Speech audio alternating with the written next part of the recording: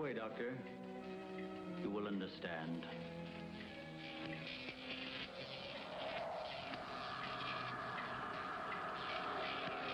Here, Doctor. You are the first of your world to be looking at our solar system, the Astron. This is our planet, Astron Delta.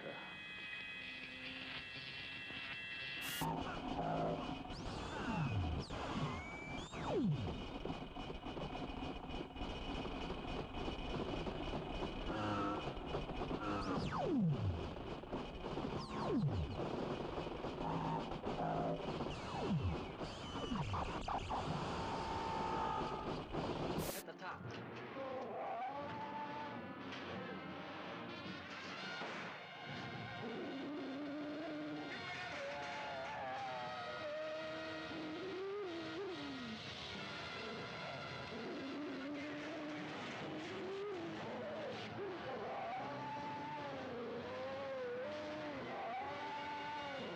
Beyond the outer limits of human adventure, beyond the barrier of human credibility, fighting the unknown forces and secret terrors science couldn't predict.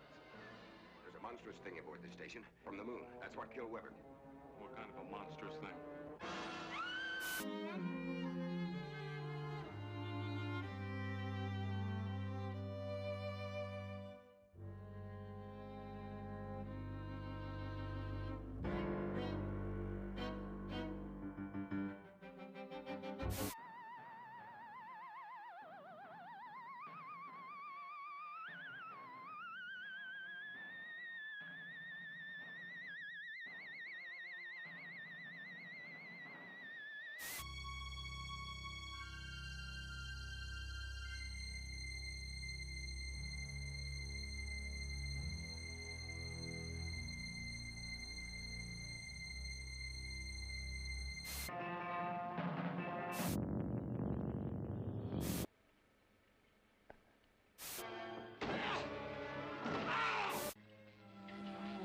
Look this way, Doctor. You will understand.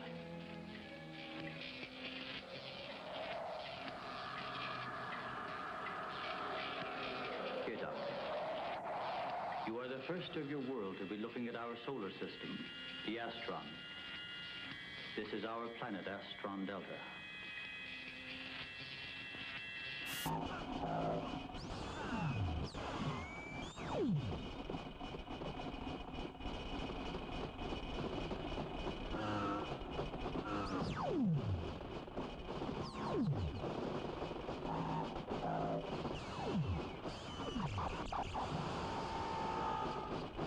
At the top.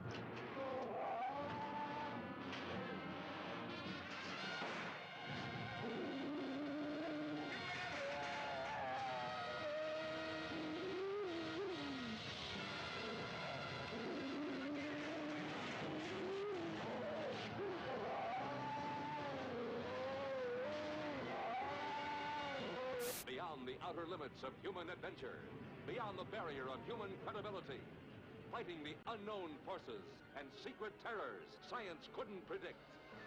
There's a monstrous thing aboard this station from the moon. That's what killed Weber. What kind of a monstrous thing?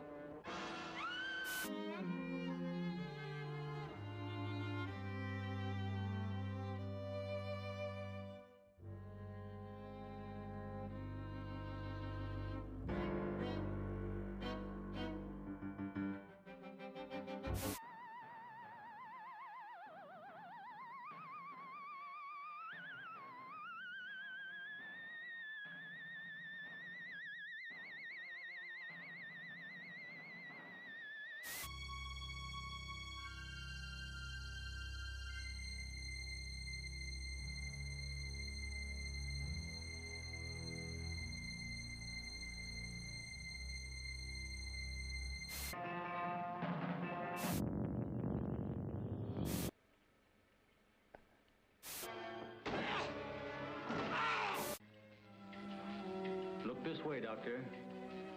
You will understand.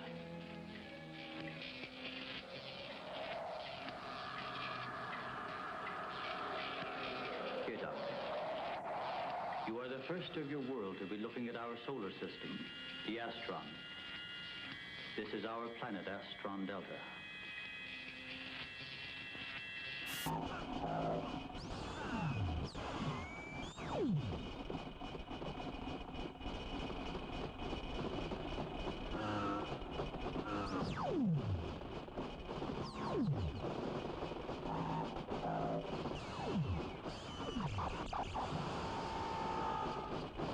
the top.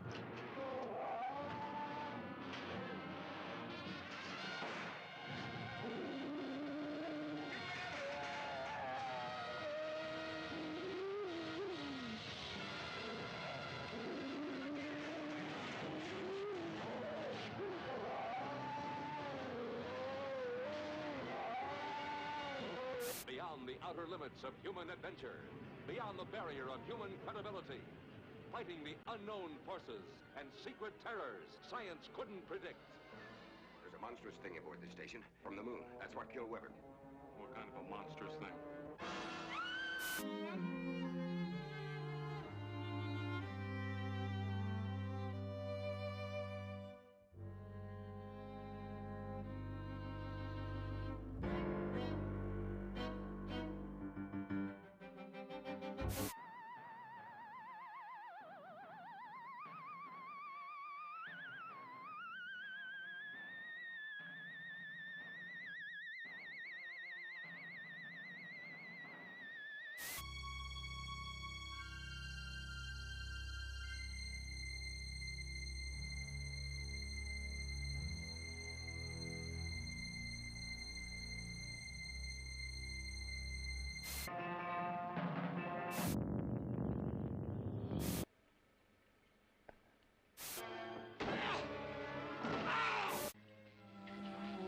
Look this way, Doctor.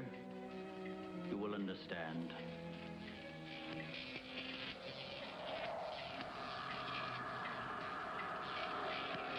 Here, Doctor. You are the first of your world to be looking at our solar system, the Astron. This is our planet, Astron Delta.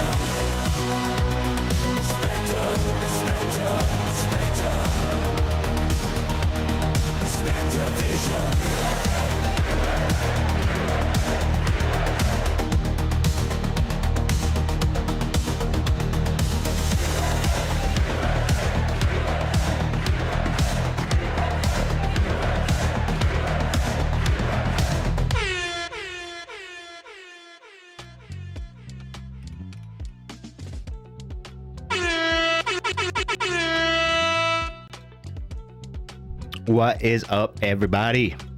How you doing? It is Thursday, 7 p.m., and you know what that means. Well, it's actually a little bit after 7 p.m. I got another late start. Sorry, I was trying to scarf down my dinner before the stream started. How are y'all doing? Sorry, I haven't been reading the chat. I literally just ran in from the hallway, got in the chair right when it was time to start. So, hi. What did I miss? Oh, your cat fell asleep on you. Okay. No, your car is asleep on you. What up, Fire King? What up, Ghost? What up, Bad Taste? How you guys doing? Anyway, how's your week been? I don't work tomorrow, so that's gonna be nice. I still have this dry cough that just will not go away. I feel like every day it's 1% better. But if I do a lot of talking during the day, then like at nighttime it gets a little worse. So I'm trying to go a little easy on stream tonight. So I might talk a little quieter than I usually do. Just be ready for that. But yeah, what have you all been up to? What's new? Don't forget the question of the day, exclamation QOD or QOTD in the chat. We'll give you the question of the day. The battle queue is open, so if anybody would like to do some battling on Pokemon TCG Live, exclamation battle in the chat, and we can go ahead and do that.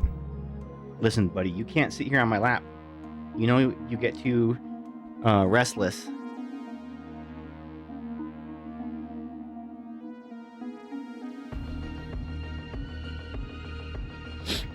Last time he jumped on my lap during the stream last on Tuesday, he like bit me really hard on the hand, and it really hurt. I actually had to grab him by his scruff of his neck to pull him off of me. Today's question of the day is, what is an upcoming game this year that you are super hype about, and why? It seems like there's been a lot of gameplay trailer releases lately. Slay the Spire 2, what is that? I don't think I know that one.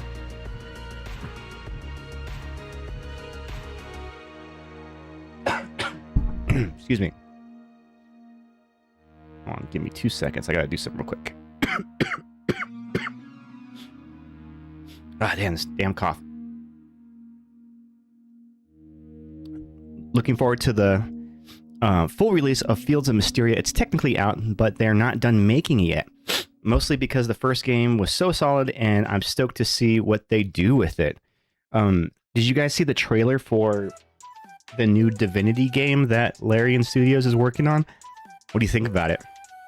I got Divinity Original Sin 2, but I have not played it yet. I started to play it, and I was like, you know what? I want to finish playing Baldur's Gate with the group. But then we never finished, so we're just in limbo. I didn't see the trailer, but I saw that they're working on it. Yeah, and they did say that they're going to change the gameplay a little bit to make it more like Baldur's Gate was. So that's a good thing, right? Because that was the game that really like launched them into the stratosphere of popularity, and I think they're going to try to implement a lot of those gameplay features from Baldur's Gate 3 into the new Divinity game. It looks cool. You know, at this point I will trust Larian because of how good Baldur's Gate was. I will trust their judgment to make a good game. One thing though I'm worried about is because of how popular Baldur's Gate 3 was and how popular the characters were, I feel like they may be set up for disaster because people are going to go into Divinity not knowing the gameplay, not knowing the lore or the atmosphere or anything like that, expecting Baldur's Gate and those kind of characters, and you can't help but be disappointed because you're going to be measuring against them the whole time. You know what I mean? Like it's just the expectations are through the roof, and you can never achieve that kind of success again, I don't think. One day we're going to get the game back to that. Yes. Well, and then Izzy he's out in Europe. Oh, BTW. Izzy, he's not in here right now, but he sent a text to Molly and I, a picture of him.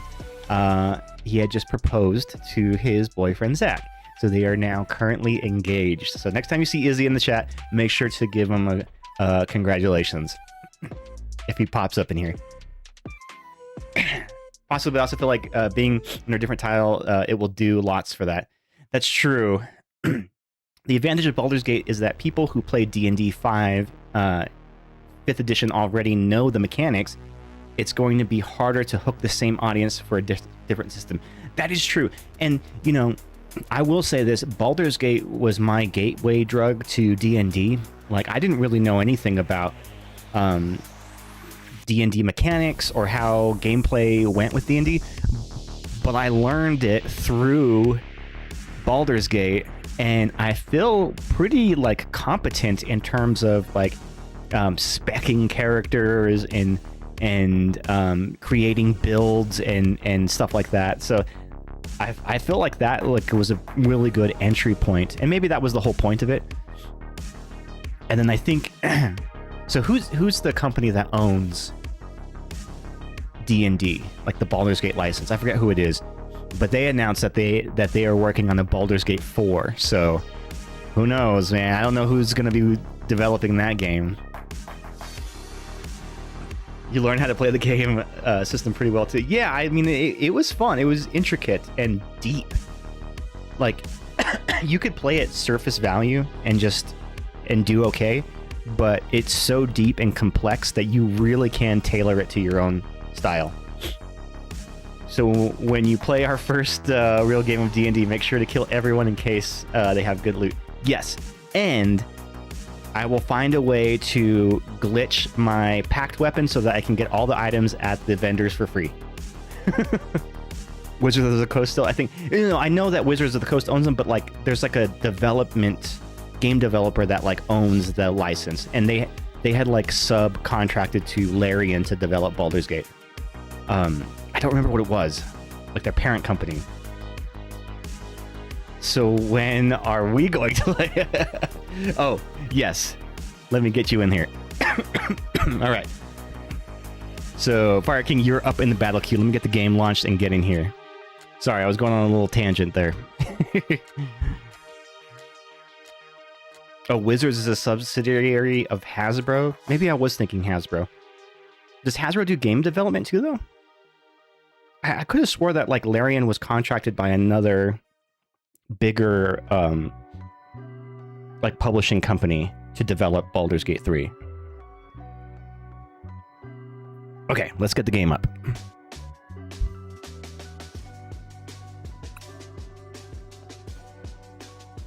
I'm going to try my... Oh, this is a new Charizard deck that I've been testing.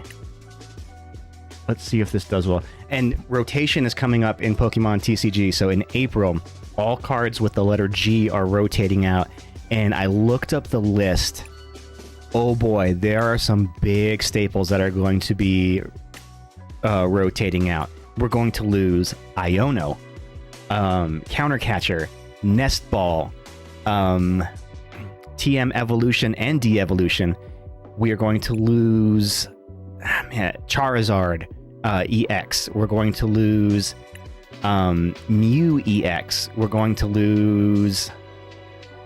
There's a lot of other cards. Basically all of like the Paradox Pokemon are going to be rotating out too. So a lot of really big staple cards are going to be rotated out this cycle.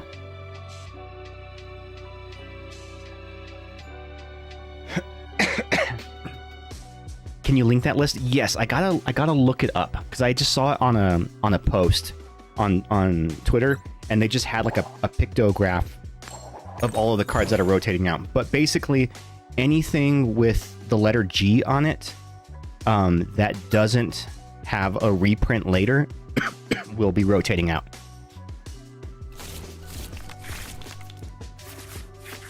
Oh, I know, this new playmat. So if you logged on in the last couple days, there was some free, like a free Badoo card and a bunch of other little things, but this is like in honor of Badoo, and that's where this playmat comes from. We should do a mirror match if we have the exact same deck. I haven't copied the. Oh wait, which mirror match? Which mirror match? Yeah, the Master Ball Badoo. That's what they dropped on us. Are you talking about the deck that you made the other day, Fire King? I have not played it yet. I haven't copied it yet. The Jinx deck, yes. Okay, I have not yet had a chance to mess with that deck. What are there any cards in rotation that you guys are like going to be devastated by rotating out?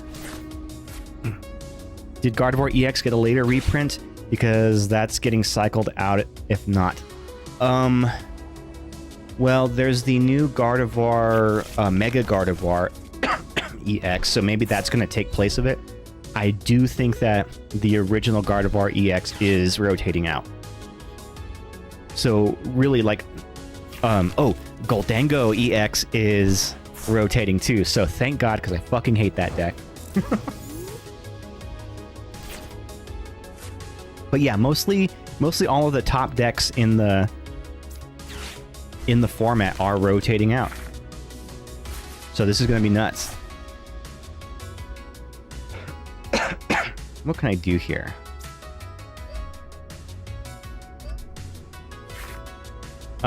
Boss's Orders is technically rotating out, but there is a reprint that is announced for the next set that's coming out. So it's not going to be completely useless. But who knows? There may be other cards that that kind of take their place. So you never really know.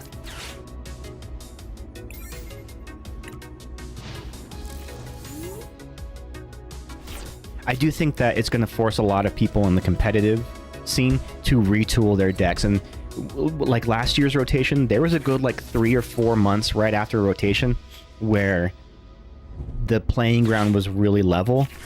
Because in the time between the rotation and then the next big like tournament that was being broadcast and everybody's just copying those top decks, everybody was just kind of running anything. And it was kind of cool to see that. And now everybody's kind of just filtered down into the same old ones. Let's see, what can I do here? What can I do here? I guess I can Marvin.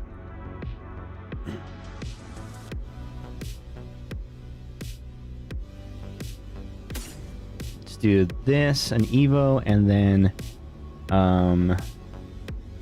I guess this. No, counter catcher.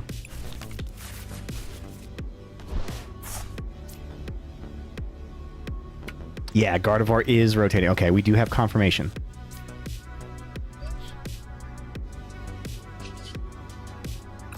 Evolve. Evolve, my son.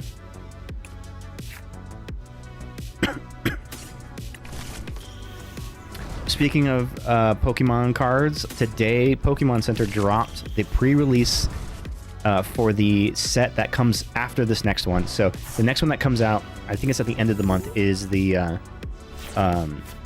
Ascended Heroes. And the one after that, it's going to be called... What's it called? I totally forgot, even though I got a pre-order of it today. But yeah, the pre-order dropped on Pokemon Center today, on the website today, and I was able to get a couple of things. Ghost, you scored some stuff too. Perfect order, yes, perfect order. That is right.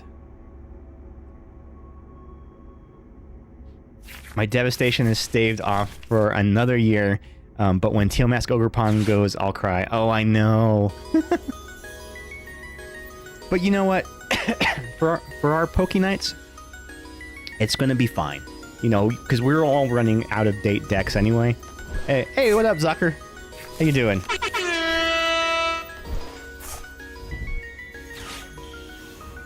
We're just talking about the upcoming Pokemon rotation where cards are going to be no longer valid.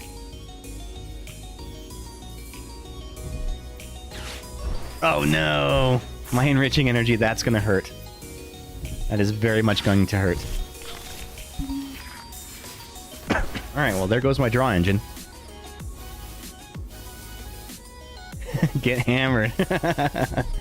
You know what? What? What do I know?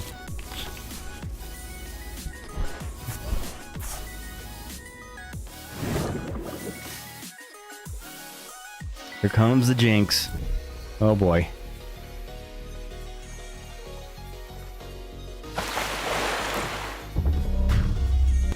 Oh, and you have advantage for weakness.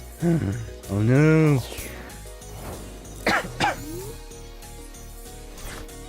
Alright, how can I do this? They said to make now Yu-Gi-Oh! Full art cards in the future. Oh my god, are they really? I never played Yu-Gi-Oh, but I had a friend who said he used to play, and he said it's a game where it's like a lot of setting up, but then you basically only do like one turn and then the game's over.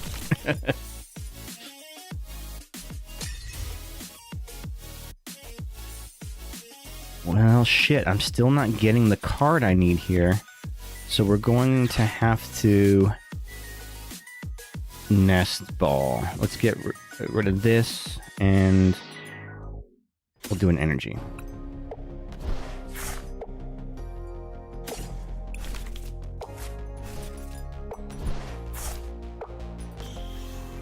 Nate and our buddy Alex played, though I don't know if they remember anything about it anymore.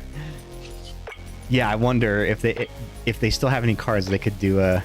They could play each other.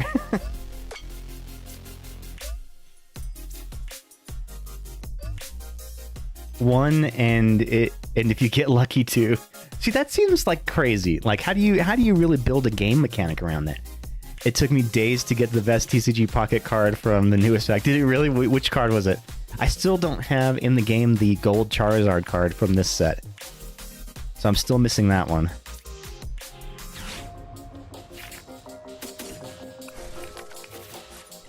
Oh, that ain't good. Alright, we're gonna retreat here and take a knockout.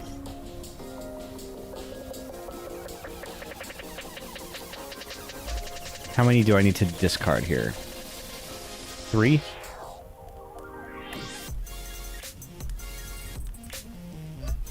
So the new Mega Charizard EX works in a really cool way. It's kind of like the Raging Bolt, where you discard energy from your Pokemon and you do 90 damage for each energy that you discard.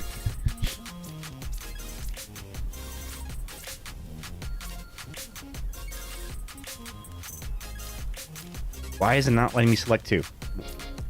Okay, there we go. No mana system and can play any card you want. Oh, interesting.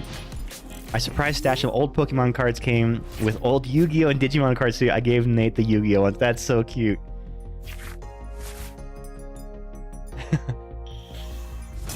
I mean, to get the immersive Charizard, it took me 3 days. Oh, okay, you're talking about TCG Pocket. Sorry, I thought you were talking about TCG Live.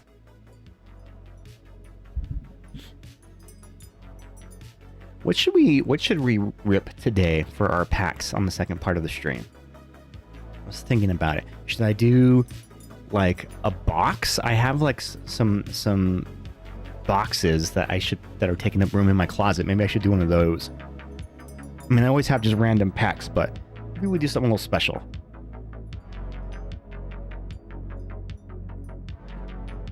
Oh no, I'll let you guys decide. I remember when Yu-Gi-Oh! First started, the best deck was basically one of each piece of Exodia and like 45 copies of Pot of Greed, so you can draw your whole deck until you get them. What a hack. What a gameplay hack. Nah, do a box. Okay, we're gonna do it. We'll do a box. We'll box it up.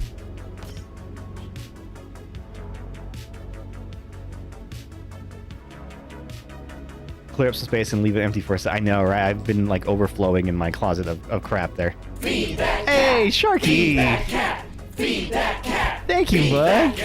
All right, let's feed Archie a treat for Sharky. How you been? Come on, come over here.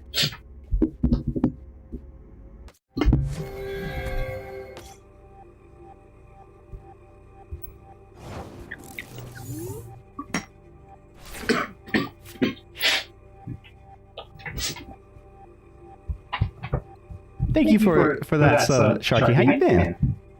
You've been fantastic. Hell yeah. I've been sick. I had the flu for like 2 weeks, and I'm still kind of getting over the cough from it.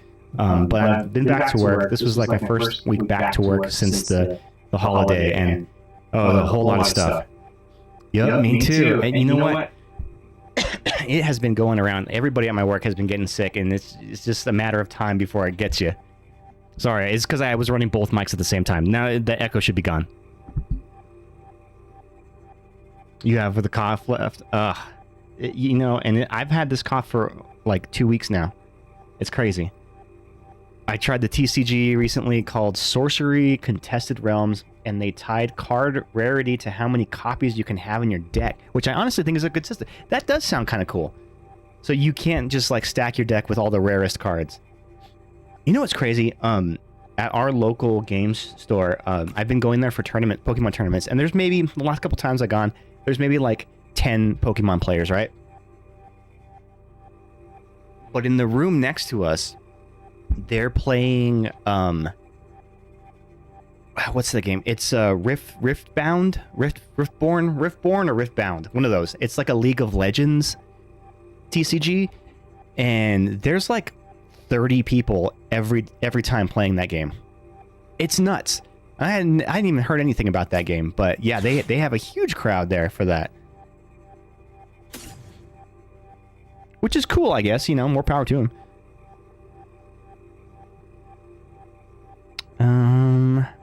We'll ditch the counter catcher.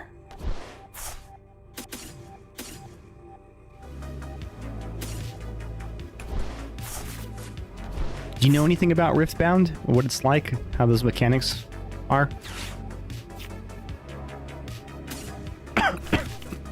Dude, you really busted my draw engine here.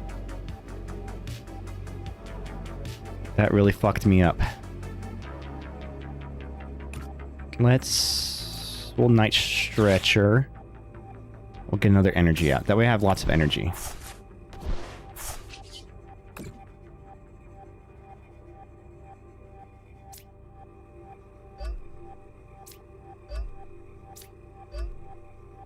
Stack some energy around.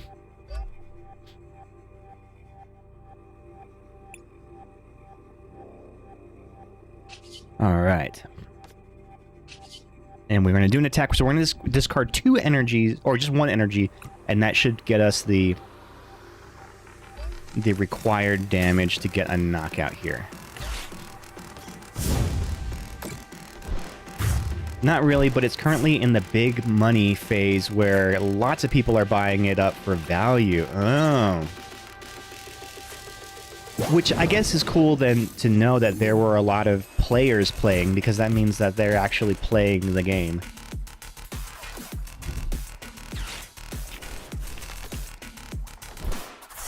What is an upcoming game that this year that you're super hyped about? Probably GTA 6 or Fable. Listen, we have all been hyped about GTA 6 for the last 10 years. Are they ever going to release that game? I feel like every time it's supposed to release, it gets pushed back even further. Yeah, GTA 6 because we've all been waiting a long time for a new one. And Fable because Fable's classic. I never played any of the Fable games. I didn't have an Xbox growing up. So, yeah, I never had a chance to play the Fable games. Although I heard that they were kind of controversial, especially because of their, like, lead developer. Apparently, like, he was notorious for promising really big, complex gameplay features that never came to fruition.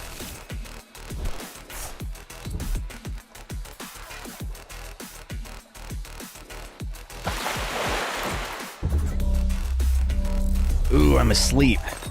Hey, I'm awake.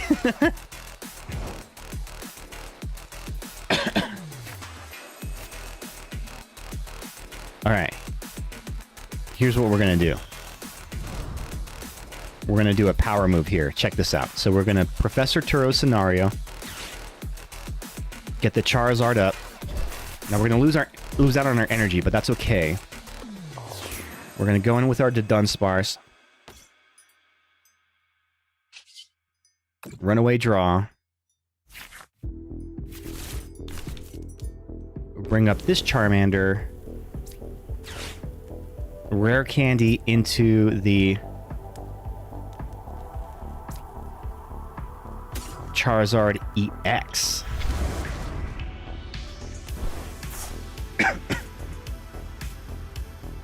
using his ability. Oh, there's no energy in my deck anymore. Damn it, I misplayed. Yep, that was a misplay. I should have super rotted first to get energy out of my discard pile. Oh well, you live and you learn. But I'm still okay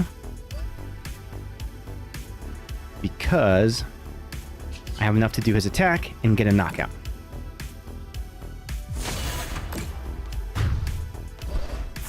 All right, Archie's up, so I'm going to switch to Melissa. Okay, see you in a sec. Ghost jinxed you. She jinxed your jinx.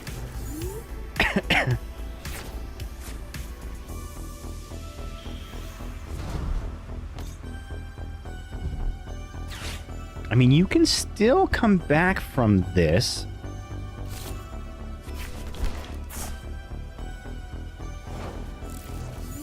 Ooh, didn't have him play. Okay.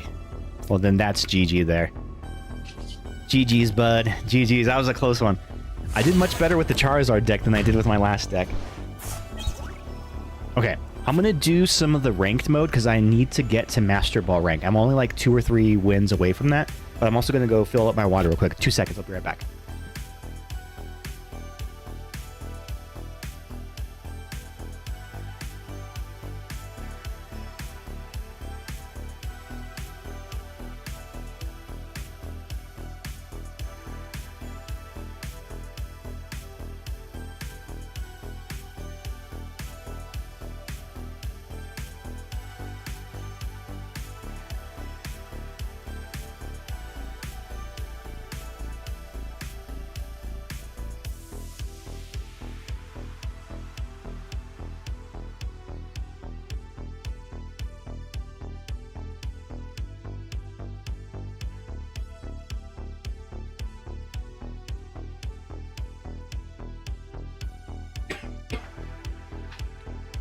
All right, I'm back.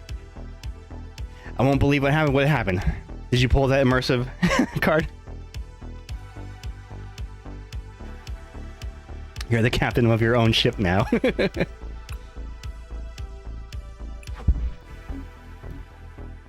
Okay, so I'm only like maybe 2 wins away from getting to Master Ball. So let me get my competition deck, which is my Crustal Crab.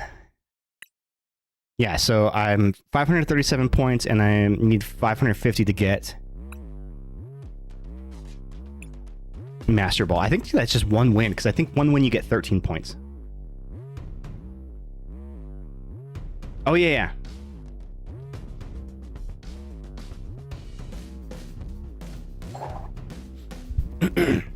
Did you pull it? Did you pull it just now?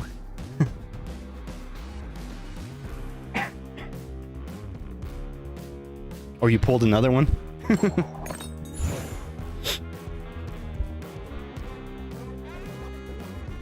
Alright, here we go. Let's see.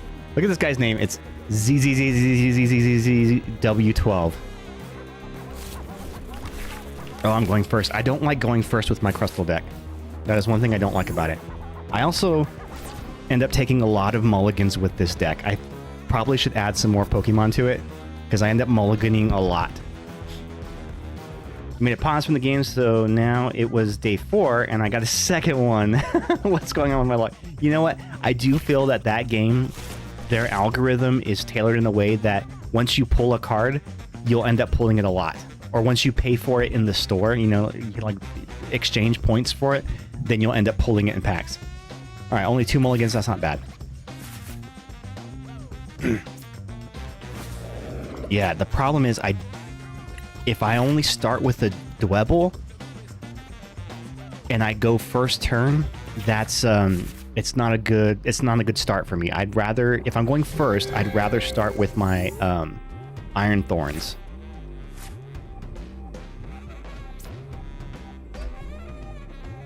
Because there's always a chance I can get knocked out. Oh, nothing. Okay. All right, not a great start.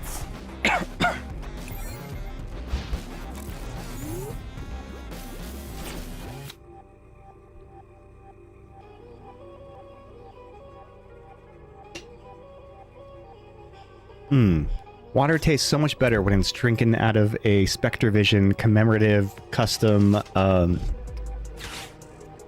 tumbler.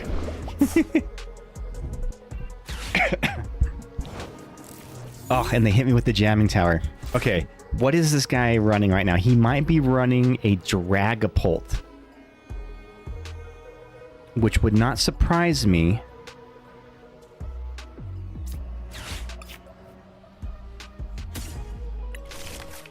If he is. But that's okay. I think I can... If he's running a Dragapult deck, then I think I have an advantage here. So we're gonna get the Crustle on this Dweeble.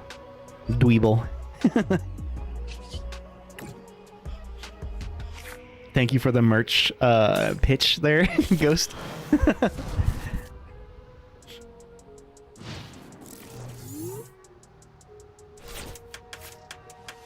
He can't just be running Dust Skulls and Monkey Dories.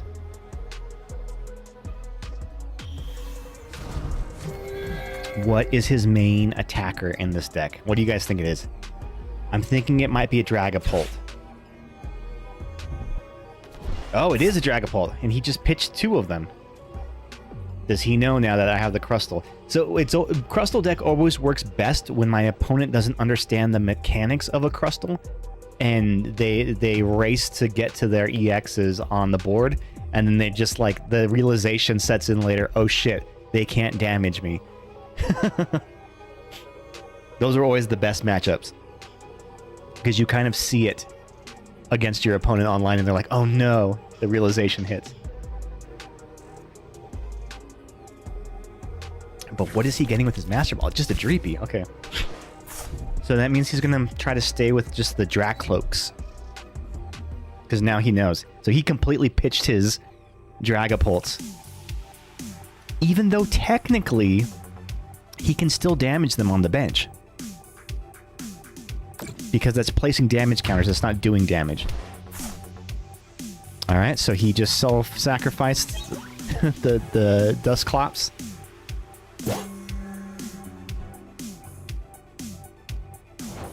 Okay, cool. He didn't have enough for an attack. So what I can do here is we're going to Picnic Basket to heal off some damage. We're going to Arven, so I can get a tool and an item. Now, my tool won't have an effect because of the jamming tower, but that's okay, because we're still going to take a knockout here, and unless he gets a really good draw on his next turn, he's probably going to concede.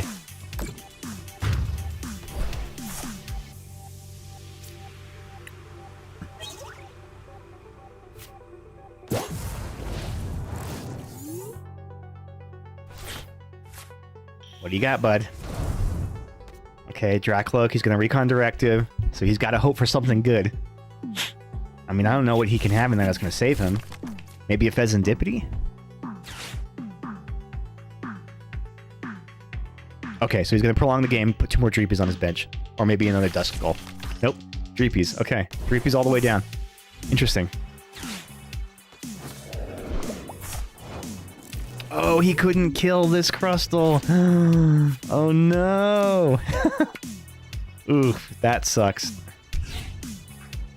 That definitely sucks for him. So you know what? We're just going to have to slow play this now, because I can't get my Dreepy out. I mean, my Dweeble out.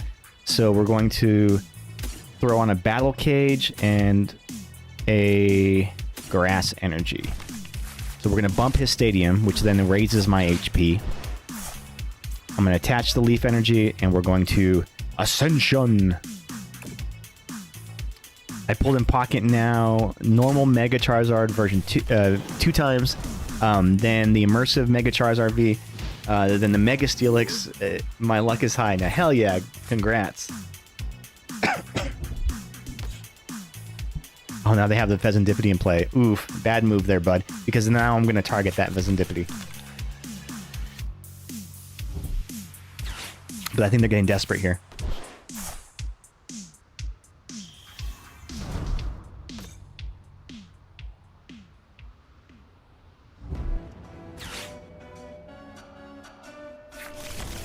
You used all of it, now you want to draw something good for once. Yeah, I mean, that happens. That's how it goes. That's how it goes.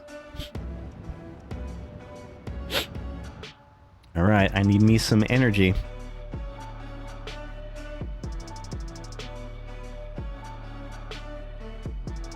I need me some energy. So what could this guy possibly have in his deck that will bring him back in this game? Oh, maybe a Badoo. He can item lock me. That's something. We'll buy him a turn.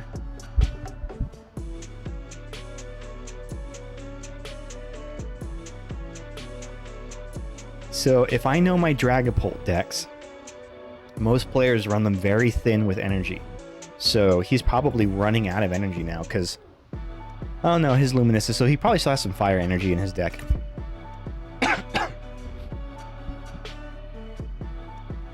So if I can find a way to boss in the Pheasantipity, they may not be able to retreat him. Oof, that always hurts having to discard a Luminous energy on a retreat, because there's no way you can recover it. That is lost forever. Okay, took a while, but you're back. Welcome back, bud. Oh, okay. Well, shit. I don't have an energy, so we're gonna have to Iono here. Let me ask you guys a question. Do you ever rediscover a band or a musician that you haven't listened to in a long time and then kind of fall back in love with their newer music? Does that ever happen to you?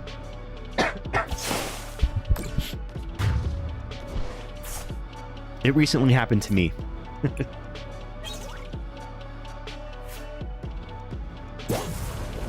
I rediscovered the band Alien Ant Farm, and they're such a good band. And I know that they're known as a one-hit wonder because their big hit was the cover of Smooth Criminal, but like, I actually think that's probably my least favorite of their songs. They have so many more good songs, and the lead singer is such a talented singer and songwriter that like their lyrics are actually really, really deep. And the earliest iteration of the band, before some of their members swapped out, they're incredibly talented musicians, especially their bassist. Their bassist was kind of a badass. You got a new game? What'd you get?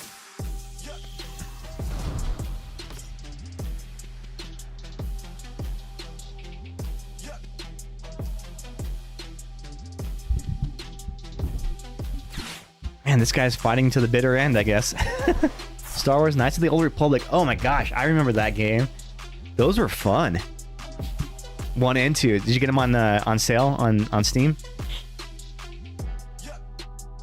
Yeah, those were really fun, kind of like action RPG games. I enjoyed those. They're gonna make a new one? Interesting. That would be cool. It's kind of like a quasi turn-based game too, because if I remember correctly, like you can select your attacks and stuff, but they're still like attacking between you selecting your turns. Remember Episode 1 Racers? Yes, on Nintendo 64. And I even remember like they had an arcade game where you actually sit in the pod racer and you race.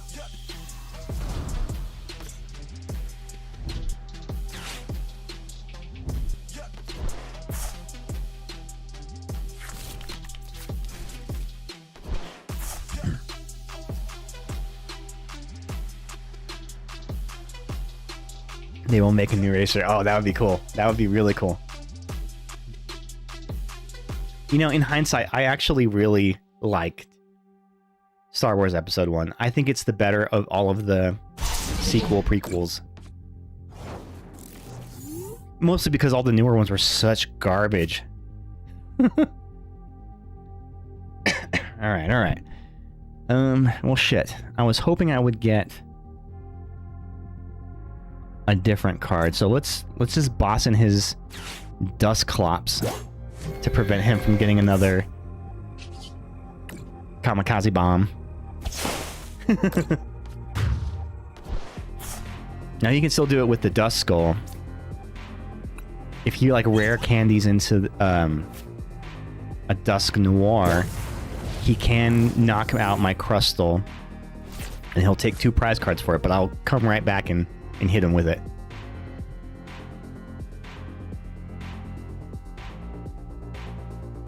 And then the third game called Star Wars Eclipse. The special thing about Eclipse is it will have new planets to explore that we never saw. Oh, that would be kind of fun. What kind of game is that one supposed to be? Is it like an action game? Is it an adventure game? Or is it more like a No Man's Sky kind of calm adventure game? Oh, he discarded his Dusk Noir. Interesting.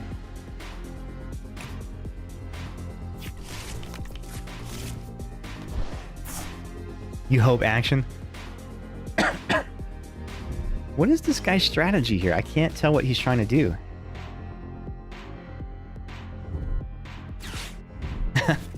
Alright, fair enough. Hit me with an Iono.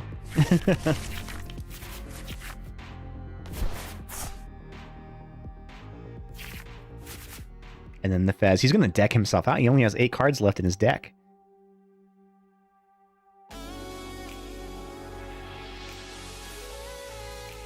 Come on, make your move, man. Quit slow playing here.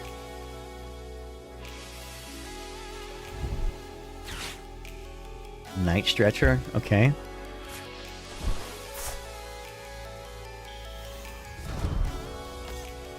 Okay, now he can get some damage on me. But see, if he sacrifices his Dusclops, that's just going to it's going to give me a prize card. So I don't know what his strategy is here. Because he still can't knock out my Crustal. Ooh, Jamming Tower. I stand corrected.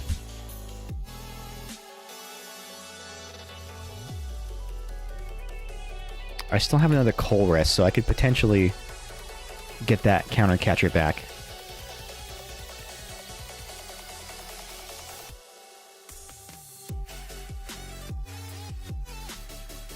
Yeah, so he can actually get a knockout right here. It'll give him 2 prizes, and he's gonna pop his Dust Skull. So he's okay. Good move, bud. Smart move with the Jamming Tower. There is hope for him yet.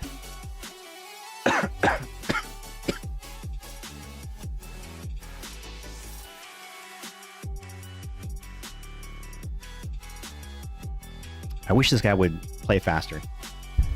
Look at the timer discrepancy between him. I have 16 minutes left on my timer. He has 10.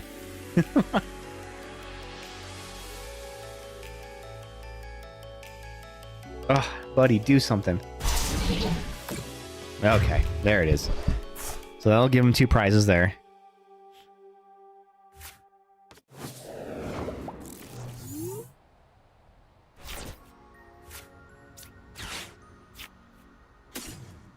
But then I'm going to fire right back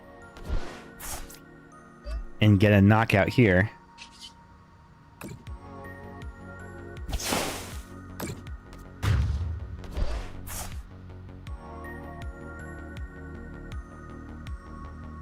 I wish I had another stadium.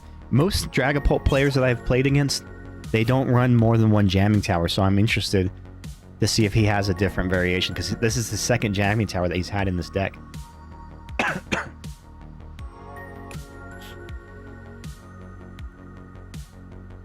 Randu. He's gonna do the Badoo, which is probably the smartest move right now. Try to buy some time to get some more energy for his Dracloak. And item lock me at the same time. But I guess no item unless he can. He's got to swap me. He's got a boss's orders or counter catcher.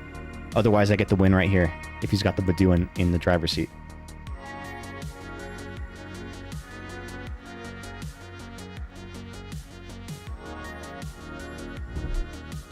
There's the counter catcher. Okay, good play.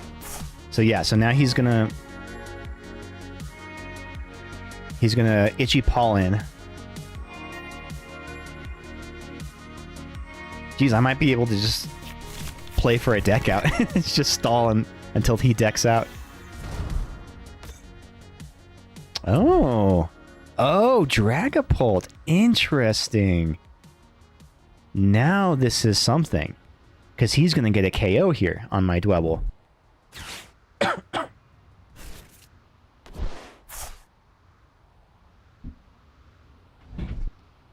Archie just jumped back up on my lap. Buddy, you can't sit on my lap.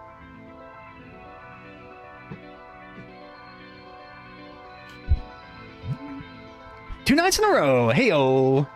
How you doing, Panda? I remember playing Duel Master Senpai Legends on the GBA port. I've never even heard of that game.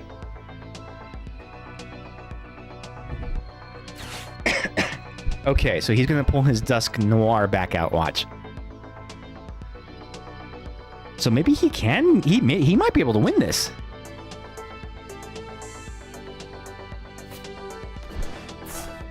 Yeah, I actually think he just won this game. No, he can't, because he can't pop the Dusk Noir. He can't pop the Dusk Noir. If he does that, that gives me the win. So, why did he get the Dusk Noir? Did he just realize that?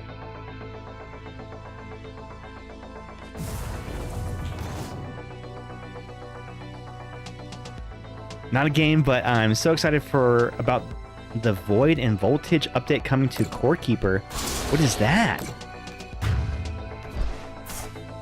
I'm not familiar with that. Alright, now I gotta get resourceful here because I'm down to my last Pokemon.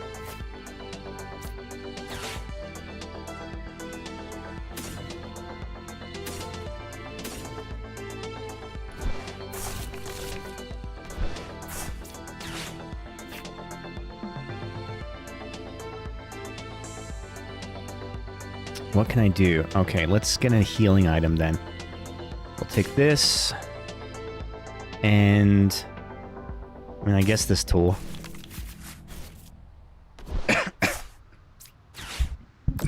So we'll heal off the damage. Core Keeper is a video game. What kind of game? I've never heard of that one.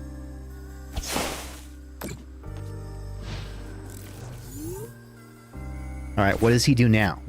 What moves does he have now that he can play? He's only got 2 cards left in his deck.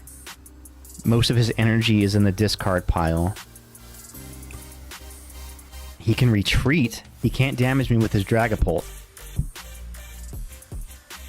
It's kind of like the mines in Stardew Valley. Oh, interesting. What? He just sacrificed himself. He just gave me the win. That was so weird. Why did he do that? Maybe that was their way of conceding?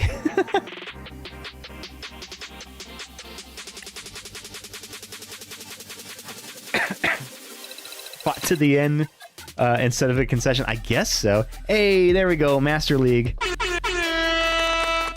We did it, gang. We hit Master Ball rank. Let's claim these sweet, sweet rewards. It's a great game. If you've never seen anything about it, think you should look it up. That's the story. Oh my god, that's a long story. Piplup. Ooh. I think I have most of these cards. Yeah, these are all being traded because I already have 4 out of 4 of them. Harlequin. What comes in this? The collector crate. We got a Bramblin. Baneri. That was my 4th Baneri. Bramblegast. Paldean Tauros. Moltres. Oh, and the Namble. I just pulled this in real life on the last stream. Ooh, Dugong. Grimsley's Move. Mega Charizard EX. And Dawn. Very cool. I had most of those cards already. I still need that freaking gold Charizard. Alright. You guys ready to do some rips? Here's what we're gonna rip. Let me get a box set from my closet here, and that's what we'll open up.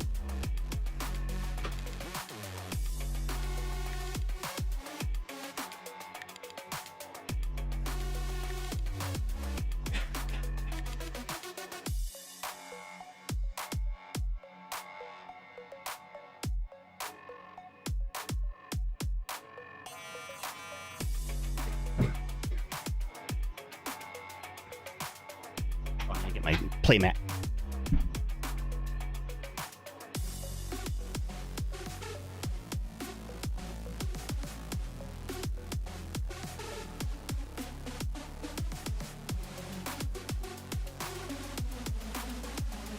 Okay, so what we are going to do is this is actually a dual box set that I got from Target as part of their Black Friday sales. So it's on one side, it's the Melmetal EX box. On the other side, it's the Black Kyurem box. Each box comes with 4 packs. I feel like that's a pretty good cross section here. Is that Megachard EX very good? I think it is. I want to match with it tonight. I liked it. You just have to have a good deck build with it. It's very much a power glutton where you just are constantly cycling energy. But I found a deck build that works pretty decent with it.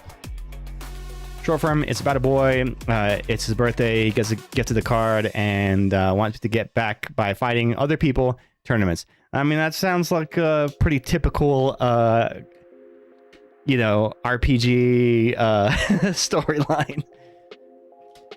Oh, I had the Mimikyu box set in the closet, and it fell on my head this morning when I was getting dressed. Oh my gosh, that is the universe telling you that you need to open that box.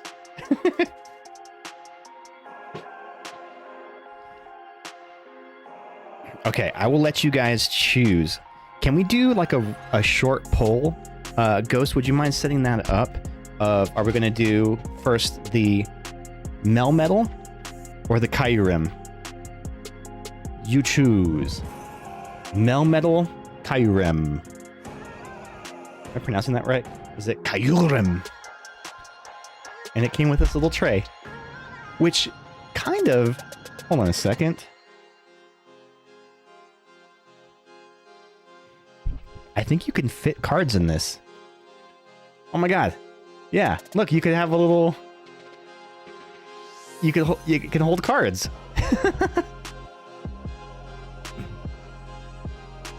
That box is worth $90 now. I'll just keep sitting on... Oh, the Mimikyu box is worth $90? Holy shit.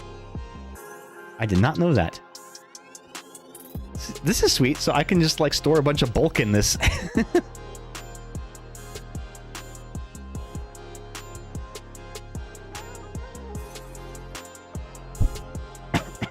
Okay.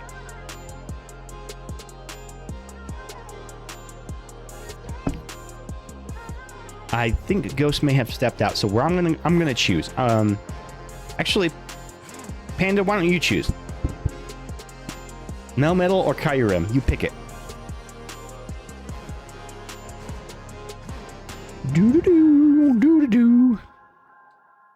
Which one will it be? Which one will it be?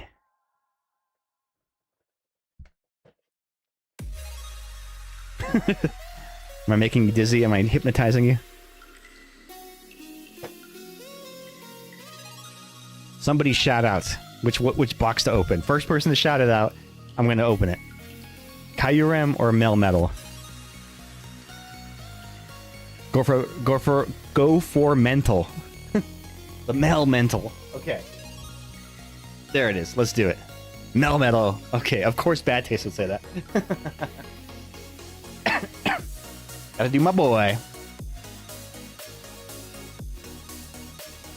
Alright, let's do this. Let me switch the camera over here.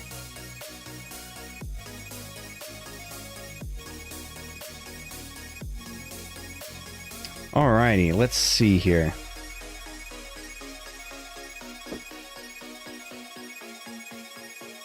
The boxes are always harder to open. Because you have to like... They're like glued. You have to get through the glue. I know I asked this question last stream, but nobody answered. Does this camera look a little desaturated to you? Like the color, is it lacking a little bit? You had to use a knife on those?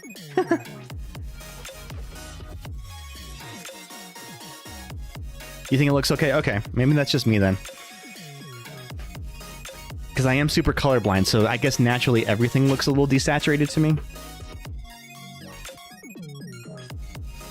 Also fell on my head because my cat was walking behind it. Oh, freaking cats knocking stuff over. That is their nature. I don't know why that is. Why are cats always trying to like knock stuff over or push things off of things? You typed something. Yeah, it was a little long. Sorry, I was in the middle of unboxing this. Okay. Here we go. Melmetal EX. Oh yeah, check out my RIP buddy. It's a little dispenser for my sleeves and my top loaders. Put this over here. You had a stroke back in September and one of my eyes is colored. Oh my god. Are you okay, dude? I didn't know you had a stroke. Are you doing all right? What even causes that?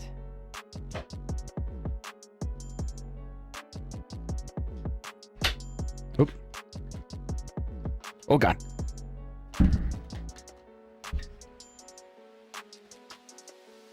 Bad taste. Since you are the Melmetal fan, I will take a picture of the code card and send it to you so you can redeem it in TCG Live.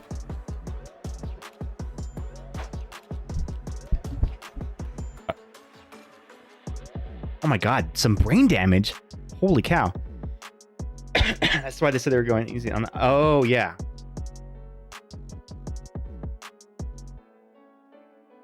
Gosh. Goodness. Well, I hope you're doing okay now. Okay, so in here we get 2 Surging Sparks packs. Very cool. But in the fights you can summon a monster... but every monster has specific cards that they can play, and you run it on an emulator and play it like you play the Pokemon. Oh, okay. Interesting.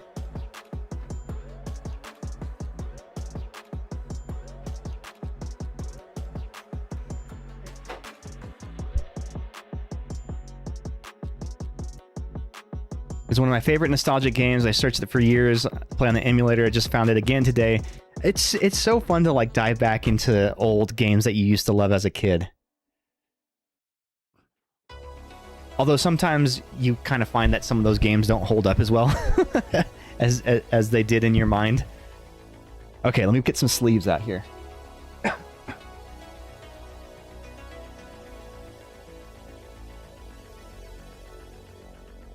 I keep my jumbo sleeves in one of those little tins, like a lunchbox.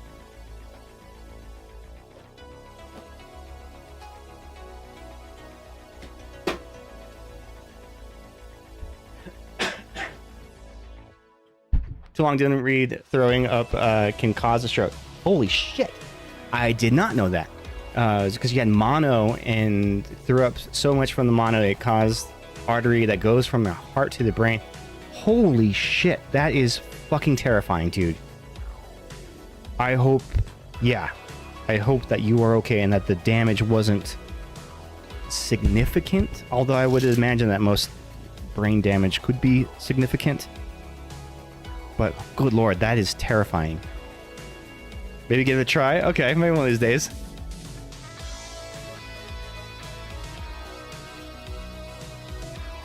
Only 40 when gosh. Well, and it kind of goes to show too that like we're all so vulnerable all the time. You never know. That's so scary. Jumbo Melmetal EX.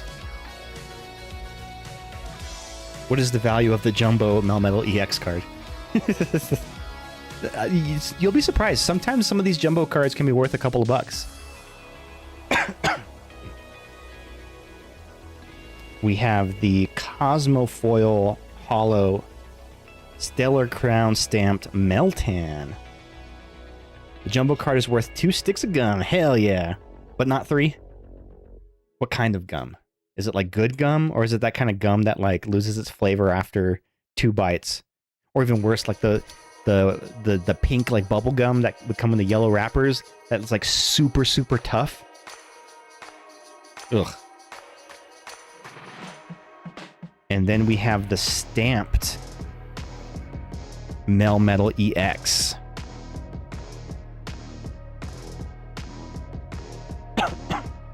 Damages in my thalamus and is the size of a quarter.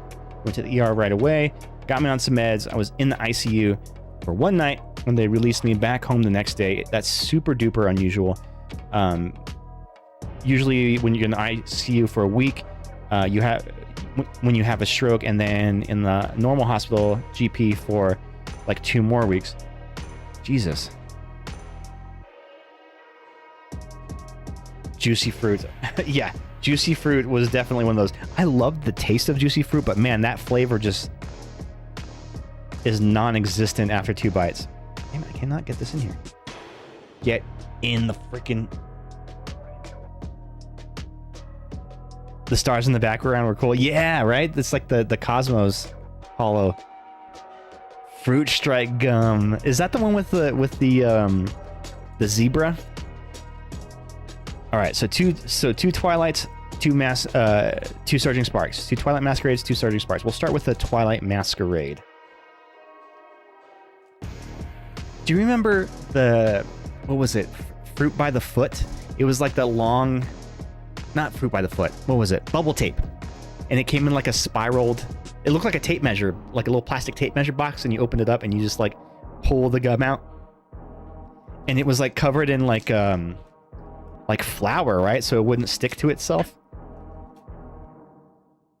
I saw a picture, like a meme online, and it was like how you know somebody's a sociopath, and they had taken the whole spiral out of the container and then just bit into the side of it, just so it's no longer a spiral, it's just a big chunk out of it. Big League Chew. Oh yes, dude. I used to call it Chewbacco. My uncle used to chew tobacco, and then me and my cousin would chew Big League Chew. That was funny. Big League Chew. I remember that. Do they still make that? Do you remember Bazooka Gum? Bazooka Gum was one of those ones too. Like, flavor was gone instantly. All right, let's see what we got here. We got a Chimchar. Actually, I haven't opened a ton of Twilight Masquerade. I've done a handful of them, but not that many. Fione, or is this Fione? Fione? Fione. Girder. I have this guy in my Conkeldurr deck. Actually, no, I replaced him with another one. With the one from, is it Destined Rivals? Oh no, Black and White. I play right now the Mario Kart version for people over 18 with real weapons attached to cars, destroying... Hell yeah, dude. It's like the old Twisted Metal and Vigilante 8 games. Those were a lot of fun. I used to love those. Fruit Stripe Gum, the Zebra Gum, just stopped being made in 2024. Oh no. Oh my gosh, does that mean that like all of the existing ones from... that have been manufactured are going to go up in price? They're collector's items now. Love Ball. I do not have this card. Search your deck for a Pokemon with the same name as one of your opponent's Pokemon in play. Reveal it and put it into your hand, then shuffle your deck. Okay, I immediately understand why you never see anybody playing this card, because it's so fucking random. The chances that your opponent would have a card that you also have in your deck that you don't have in play, that's a very, very rare occurrence. Ooh, and Never Have I Ever. Okay, let's do that.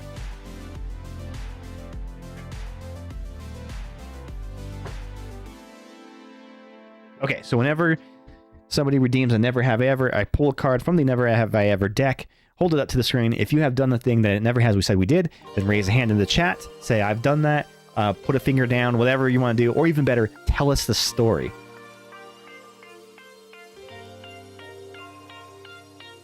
No. Some of these are dumb. Oh. Never have I ever bought roses and chocolates for a date on Valentine's Day. I've done that before. Mostly when I was like in my early days of dating, like, you know, middle school or high school.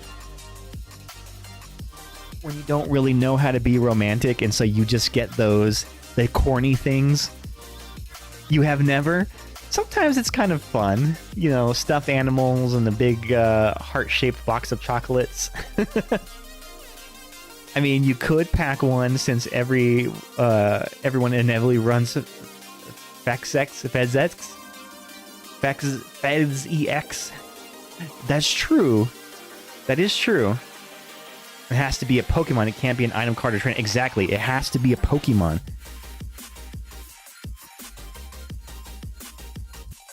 So yeah, I guess you could do that for a Pheasantipity, but I mean a nest ball does the same thing. Because a nest ball would get you a Pheasantipity as well, and that's guaranteed. You don't have to hope that your opponent has one. All right, Scolipede. You absolutely have in your teens. You never have either? Man, not a lot of romantics. And a Whirlipede. We've got the Reverse Hollow Sea King. Oh man, I played against somebody at the tournament this last Sunday who they were running a Sea King and Thwacky deck, the Festival Leads deck, and it was surprisingly powerful. The only reason that I won was because it became a battle of who could take the most single prizes first, and I had got the first knockout. So that was we were just going blow for blow. No, I didn't, because I'm young, just 21, and never had a crush yet because I was fighting my whole life with problems like ADHD and more stuff that I have to get better, and it got nowadays better as a child. It was always worse. I've gotten those items for Valentine's Day, but I'm a girl, and it's just genuinely not socially expected from me. Also, usually I'm not dating. Fair enough. Fair enough. The patriarchy hurts us all. And we got the Infernape. Oh, is this a reverse hollow? They only get... Oh no, this is a reverse hollow. Man, I can never tell the dark energy reverse hollows. They're so hard to spot.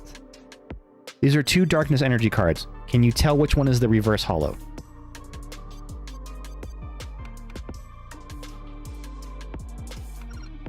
Okay, now if I do that, it'll catch the light a little bit. So yeah, the Whirlipede is the reverse hollow. Not to say I wouldn't do it. I totally would. It just hasn't come up. Yes, the right side was definitely the reverse hollow, but you gotta really squint at it and tilt it so it catches the light, because I didn't even notice it. For a second I thought that I got like shortchanged in this deck, that I only got one reverse hollow and one hollow rare.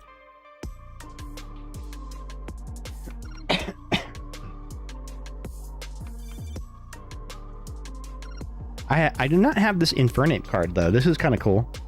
Pyro Dance. Once during your turn, you may attach a basic fire energy card and a basic fighting energy card to one of your to one or each. Wait, hold on.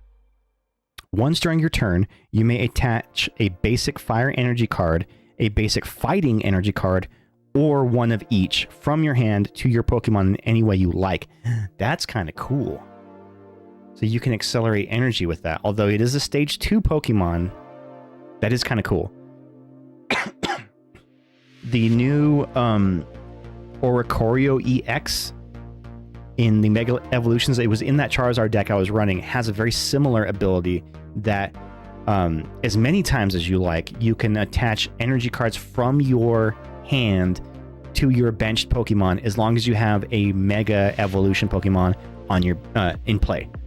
Oh, t-shirt time. Okay, let's see. This one is a reference to a TV show, so let's see if you can recognize it.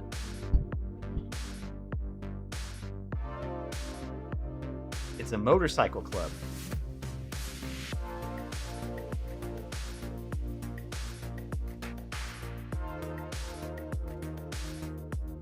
They're called the Hell Satans. Anybody know what that's from? Anybody know that reference? Statistically, it's The Simpsons.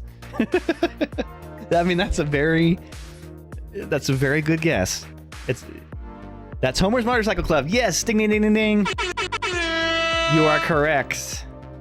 Homer gets a motorcycle and calls his club the Hell's Satans, and he ends up causing conflict with the real Hell's Satans club out of a different town, and they end up kidnapping Marge, and he has to fight to get her back.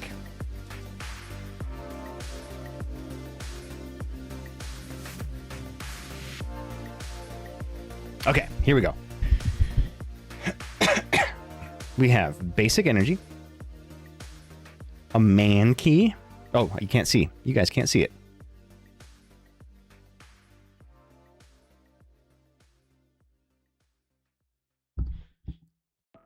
You just watched that with my kid the other day. She just says, "Oh my god, that's awesome!" Yes, I love that my nieces are into The Simpsons now too, because like they just totally didn't grow up during its heyday, but like kids are discovering it now, and I fucking love that.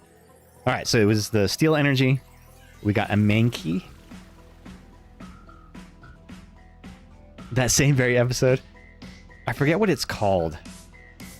The name of that episode. And it guest stars what's his name? Dan from Roseanne.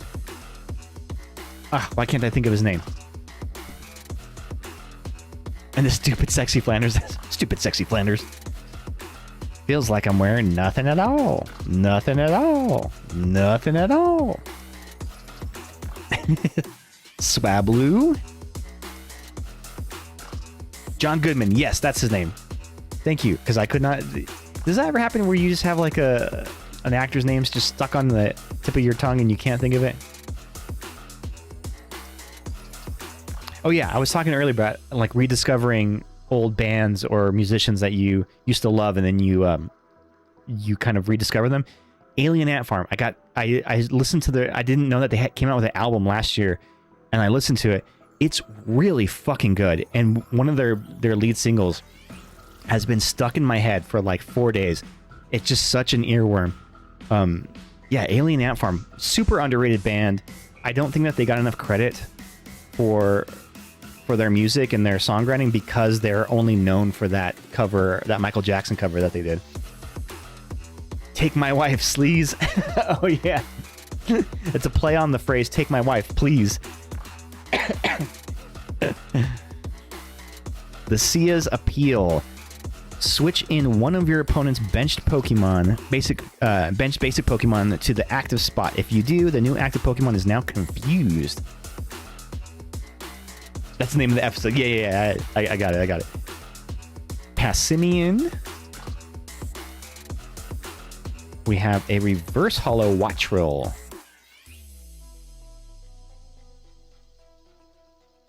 We have a reverse hollow Cast Form in its Sunny form. I'm going through the same thing with Deftones. Oh, nice. You know, I have not listened to a Deftones album since White Pony. But that was a great fucking album. The song Digital Bath is my absolute favorite Deftones song. The drum part on that song is so fucking groovy and perfect. I love it.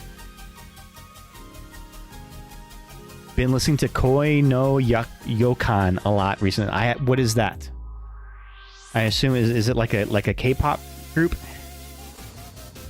Gastrodon. Sticky Bind. As long as this Pokemon is on your bench stage 2 Pokemon, both yours and your opponents have no abilities. Ooh, interesting. Oh, that's one of the Deftones later albums. I've heard a couple songs from their Saturday Night Wrist album. That's the one that has Prince on it, right? That song's pretty good. If you liked some of Deftones stuff, I'd definitely suggest giving it a listen. Also a banger. Yeah, Prince is really good. There's like a dubstep artist. I think it was, I forgot who was it. Bass Nectar did a remix of Prince that I actually like better than the original version. I was listening to The Sweetness by Jimmy Eat World the other day, and my kid got in the car and was like, how do you know this song? And I was like, no, how do you know this song? And she was like, it's a meme. Wait, what's the meme? Oh, is it just the beginning? Hey, don't write yourself off yet. Cherry Waves. That's a good one too. This has to be a joke. The driver of my car in the game has a voice of Duke Nukem. What? You had to explain that song was like 20. You had to explain that song was 20 years old. Jimmy Eat World was an interesting band because they were coming at the tail end of like the new metal craze, but right before the emo craze. So they were this band that was right before. Technically, I think they're considered an emo band, but they didn't fit the same mold as like My Chemical Romance and all of those other shitty bands. But like they had really good music, and again, they came in, dropped like 3 hits, and then just left. She didn't believe you. That's awesome that you could do the Duke voice. I remember when Duke Nukem came out when I was a kid. I thought it was the raddest game I had ever seen in my life. It was like vulgar. There was nudity. His catchphrases were, oh man, what a crazy game.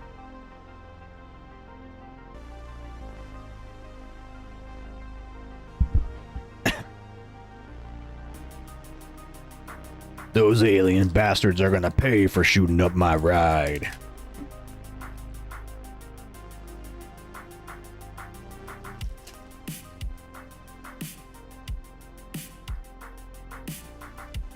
All right, here we go. This is the next Twilight Masquerade pack.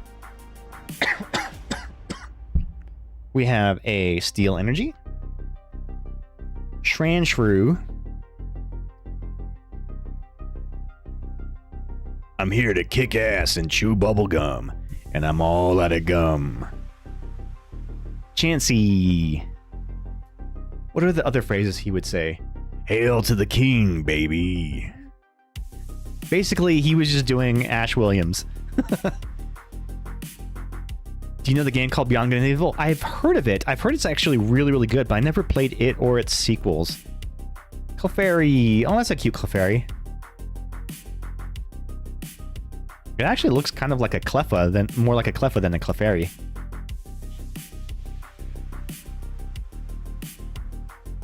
And then, like, if you walked up to one of the strippers in the one level and you press spacebar, he'd hold up like a dollar bill and say, "Shake it, baby. Shake it, baby."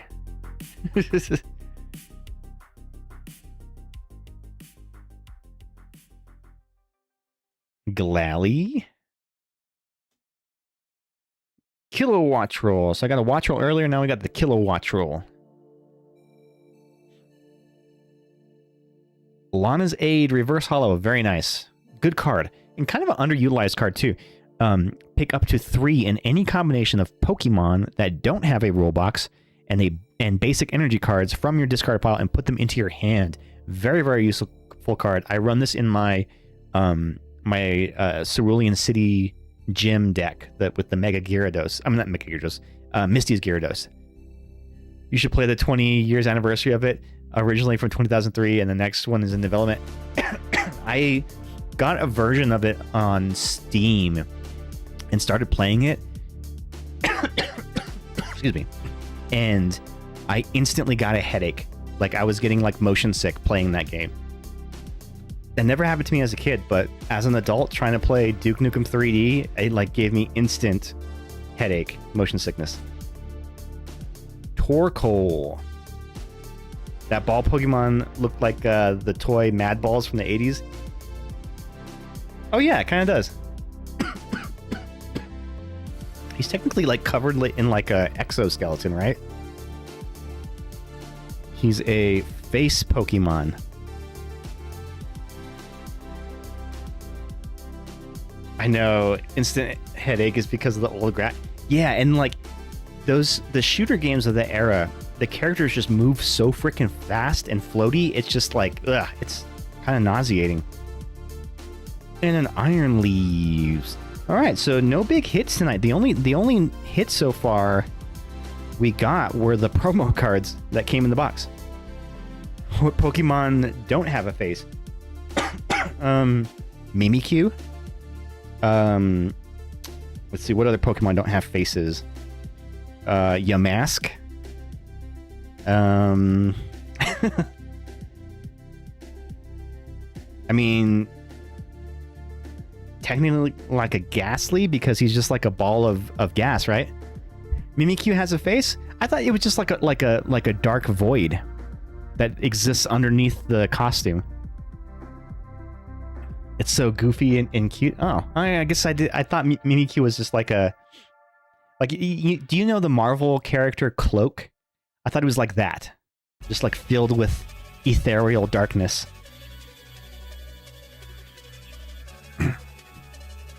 Sorry, I'm using throat spray. Doing all this talking is like aggravating my throat and my cough. Does the blue Pokemon that Team Rocket has a face? Wobbuffet. Wobbuffet. Wobbuffet! Wobbuffet! Wobbuffet! That one.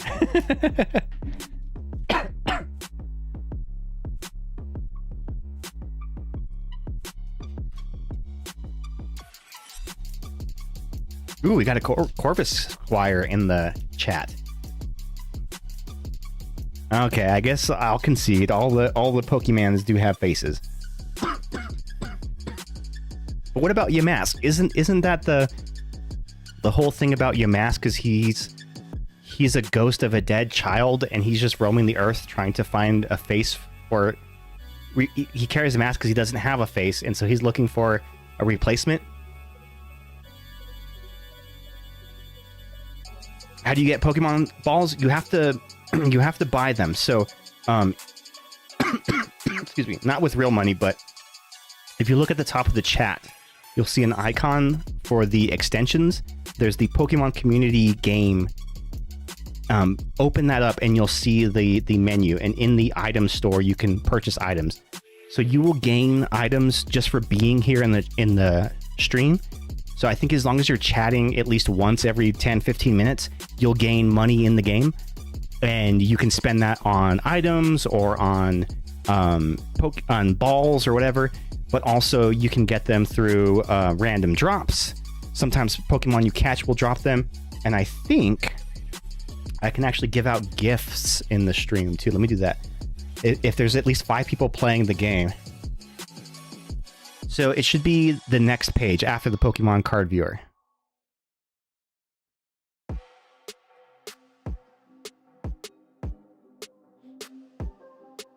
Okay, so I gifted, but it gifts random people. So Bad Taste and Zocker both got gifted different balls. Let me see if I can do it again. At least 5 active players are needed who haven't received a gift in the last 20 minutes. Okay. Have you caught any Pokemon in the chat yet, Panda? You might have to do exclamation Poke Start if you have not caught any yet.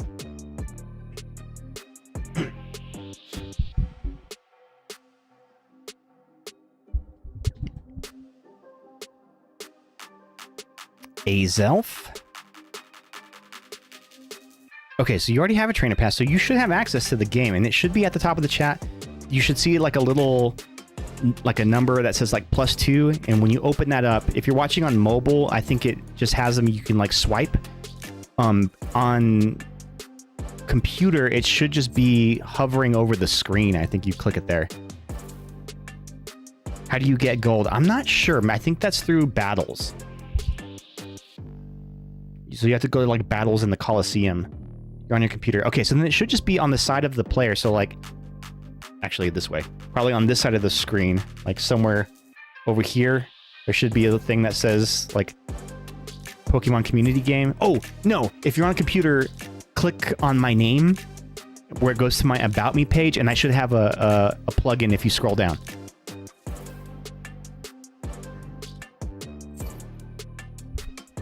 You have one, but you haven't battled. Yeah, and you have to set your battle roster too. So today's question today is, what is an upcoming game this year that you are super hype about, and why? Scorch. Hi from the drive-thru. Ooh. Live at the drive-in. Isn't that the name of a band? At the drive-in. That's the name of that band. You know what? Everybody fucking loves that band. I think they suck. I don't know. I do not understand the love for that band. I thought they were just like one of the worst bands I've ever heard in my life.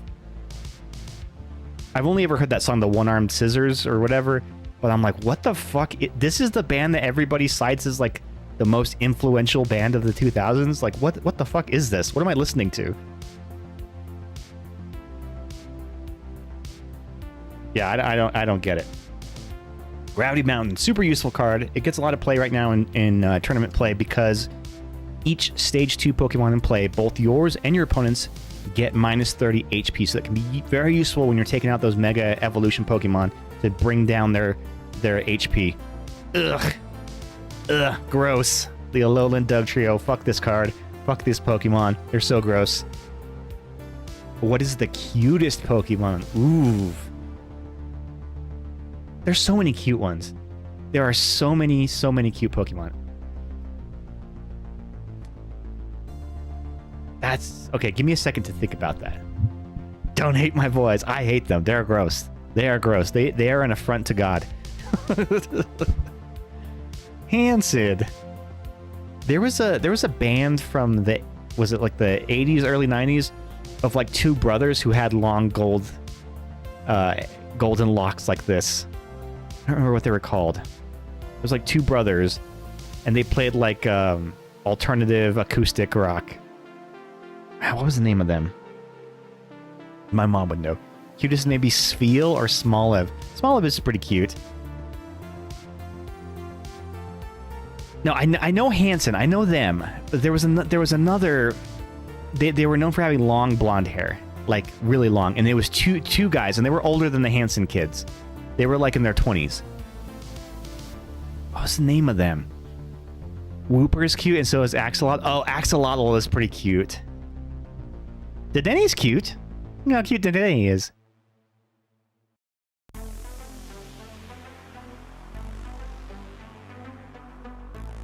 Clobopus. Wasn't that your nickname in high school? Hold on, Archie's breaking into my closet.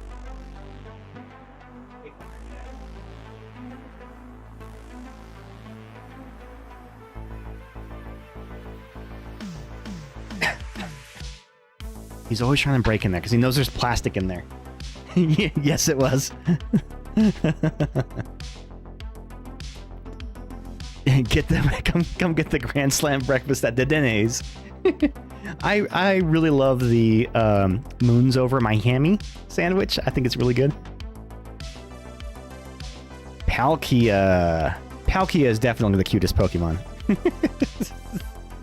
Are you talking about the band Nelson? Yes, Nelson. That's who I'm thinking of. Nelson. Yes. It was like two twin brothers with long hair, right? Did you have to Google that?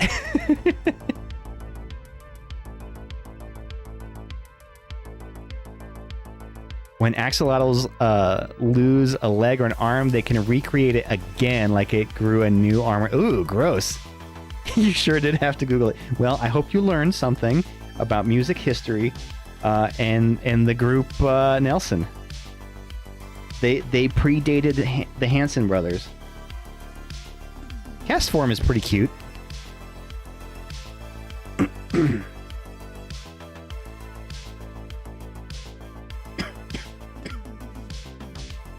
And you know what?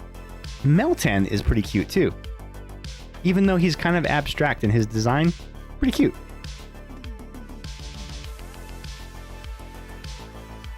Tokyo Hotel.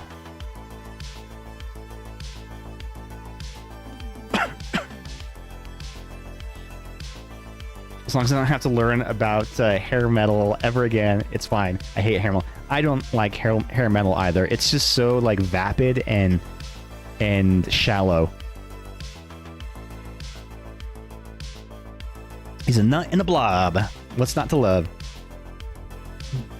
Really great. It is a type of being immortal. Oh yeah. You gotta go. Okay, Fire King. Thanks a lot for hanging out, bud, and thank you for the battle earlier.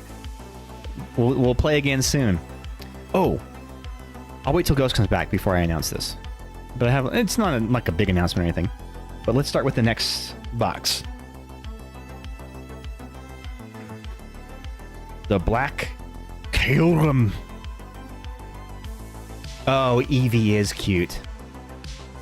And I feel like Eevee would be one of the best Pokemon to have as a pet. Because it's just like having a cat. And I already have a couple of those. I had an ex-boyfriend who was obsessed with the band The Scorpions, and that relationship did not last. Oh man, Scorpions. They're the ones who do Rock You Like a Hurricane, right?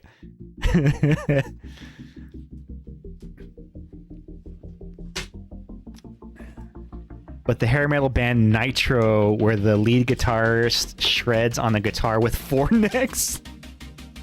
How much does that guitar weigh? Like 200 pounds? What do Scorpions do? What's their big song? None. No hair metal. They did Rock You Like a Hurricane, didn't they? Here I am. Rock you like a hurricane.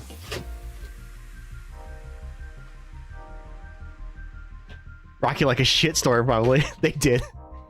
You know what's really funny is like, one of the only stations I get, radio stations I get in my car, out at work, is the classic rock station. And oftentimes they play like hair metal on there. And the only reason I have it set there is because when I turn on my car, it's not synced to my phone yet. So I can't turn on, Bluetooth music. And if I don't have a station selected, it's just radio static, and I hate that. That's even worse. But sometimes the hair metal songs I've listened to, I'm like, man, these songs are so simple. Like, there's not even any musicianship to them. They're all playing the same, like, 3 power chords. The drums are just super, they're playing like a 4-on-the-floor rhythm, and, like, they turn the reverb up all the way, and it's just like this really echoey. You can't even hear the bass. Classic rock now is what I remember classic rock to be. Oh, dude, on this classic rock station, they were playing like Pearl Jam, Blink 182, and I'm like, what? These were songs when I was a kid, so now I'm officially old. Just leave Herdier on the Evolution 1 if you want a baby dog, or whatever, Evolution 2 if you want an adult. Yeah, there you go. I hate that they do that. That's not classic rock. I know. And like, they'll play Nirvana, and I don't know. I know everybody loves Nirvana. I'm actually not a very big Nirvana fan. I think they're one of the most overrated bands of all time. I say about Nirvana the same thing that I say about the band Sublime. Their best album is their greatest hits album, and even that has a lot of filler tracks.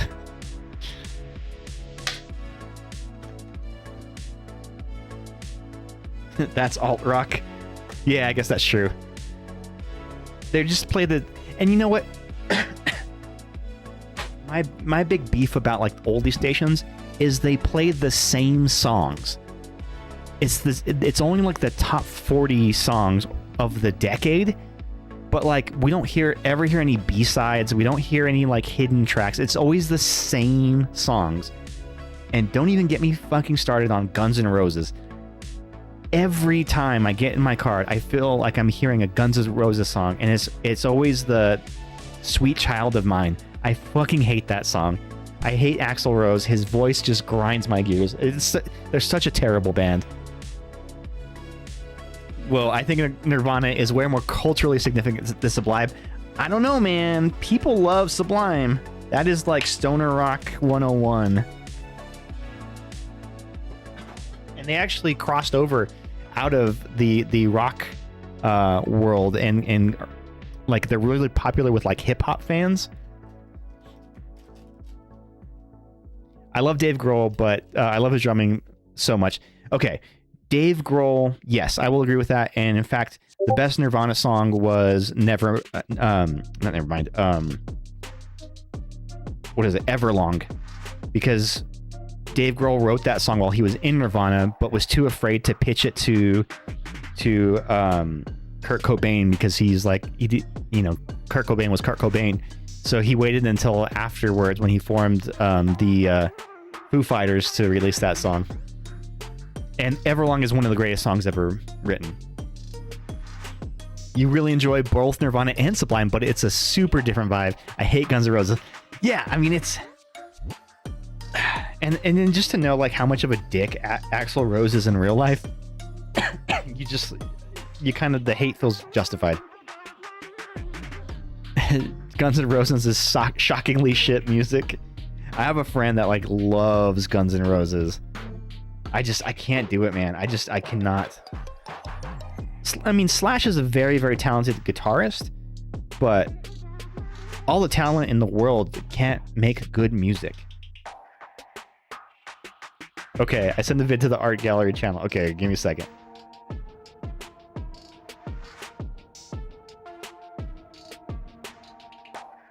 Okay, so we got the Black Kyurem from Surging Sparks promo, and you can see it's got the Cosmo sparkles on it too. And then the other promo was the Paradox Rift Zekrom. And of course, the big ass Black Kyurem. Foo Fighters was the first concert I ever went to, and it was a World of Mount concert in the barn in the middle of nowhere, and I didn't know who would be playing, and it turned out to be the Foo Fighters like in 1998. Oh my gosh, World of Mouth. Word of Mouth concert. Gotcha. Oh, Togepi is cute. I remember when they introduced Togepi in the show.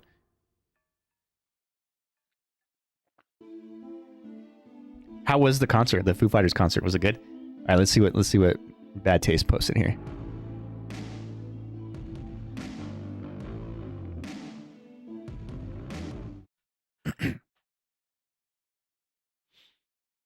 Planet Fitness. We're all strong on this planet. One more, everybody. There's a Harbor Freight Cool, store we're just in gonna your get neighborhood where we sell hard-working tools that always work with any pro. Shut up.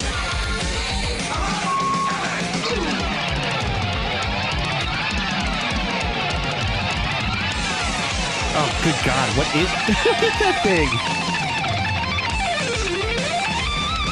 That is fucking insane. That is fucking insane. This is like some Spinal Tap shit. Oh my God, and he flips it sideways.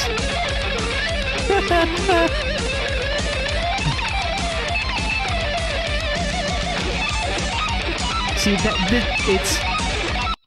this is the equivalent of musical masturbation. This guy is literally just wanking right now. It's excess for excess sake. No, I'm done. I'm done with this. Ugh. These groups did not age well, I'm sure. It was amazing. They were already a big band at that point. Oh, nice. But all the next... yeah, all the next... They're all in the same key. They're all tuned the same. Look, is it good? No. Does it kick ass anyway? Absolutely. That reminds me of the movie This Is Spinal Tap. Fucking great mockumentary. But the guitarist is doing something like that where he's doing a guitar solo, and in the middle of a guitar solo, he reaches down and pulls up a violin, and you think he's going to play the violin, but he just starts strumming the guitar with the violin. I love that movie. Rip Rob Reiner. Oh, dude, I know. And in fact, the sequel just came out. The Spinal Tap, like it's like them later. I heard it's good. I have not seen it. I should watch it in memory of Rob Reiner. Fran Drescher and Billy Crystal also have a small cameo in that movie.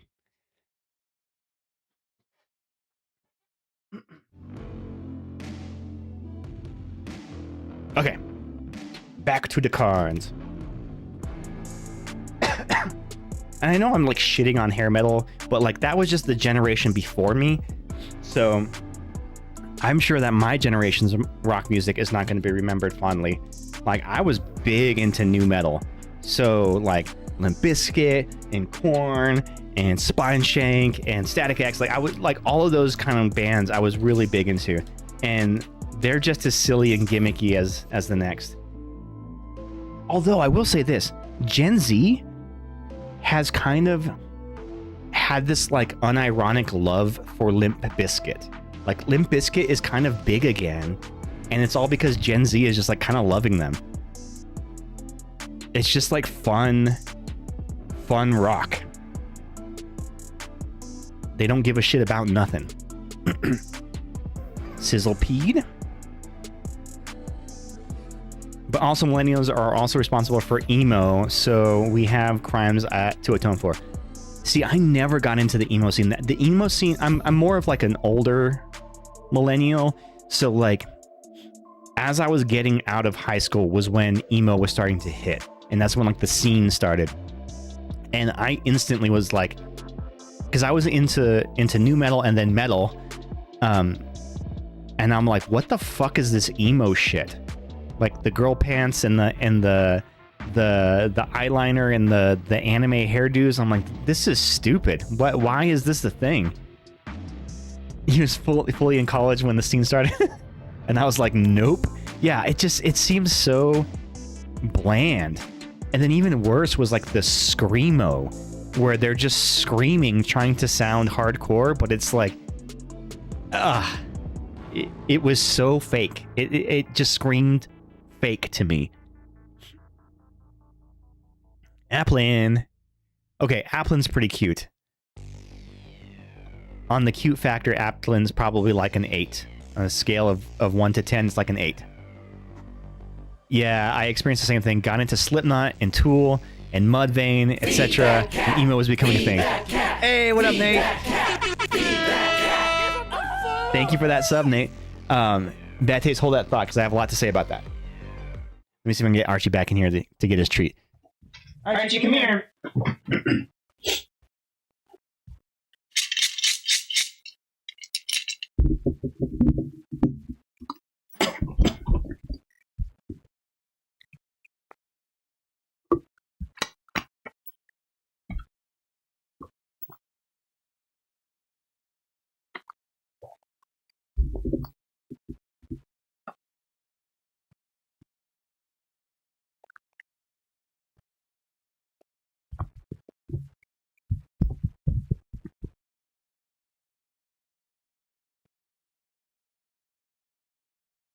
He's gonna bite me.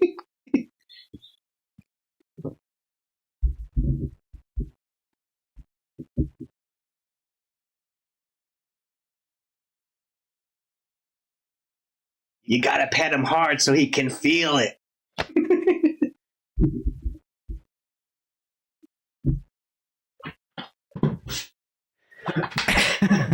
Thank you, Nate, for that sub. You're awesome, buddy. What'd you guys get for dinner?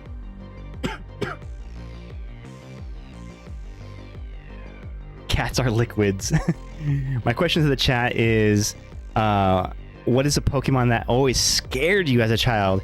It could be from the look or from the scream or the sound. Ooh.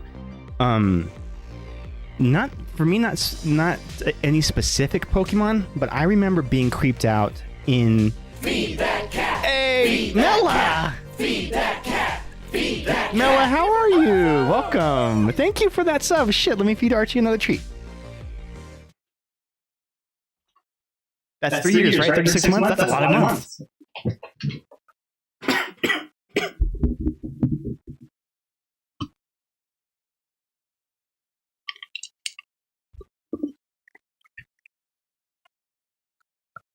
Say thank you, Mela.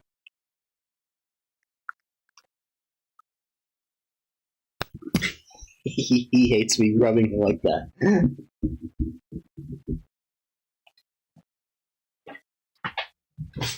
And with that sub, Mela. Oop, wrong camera. You have taken over as a stream boss.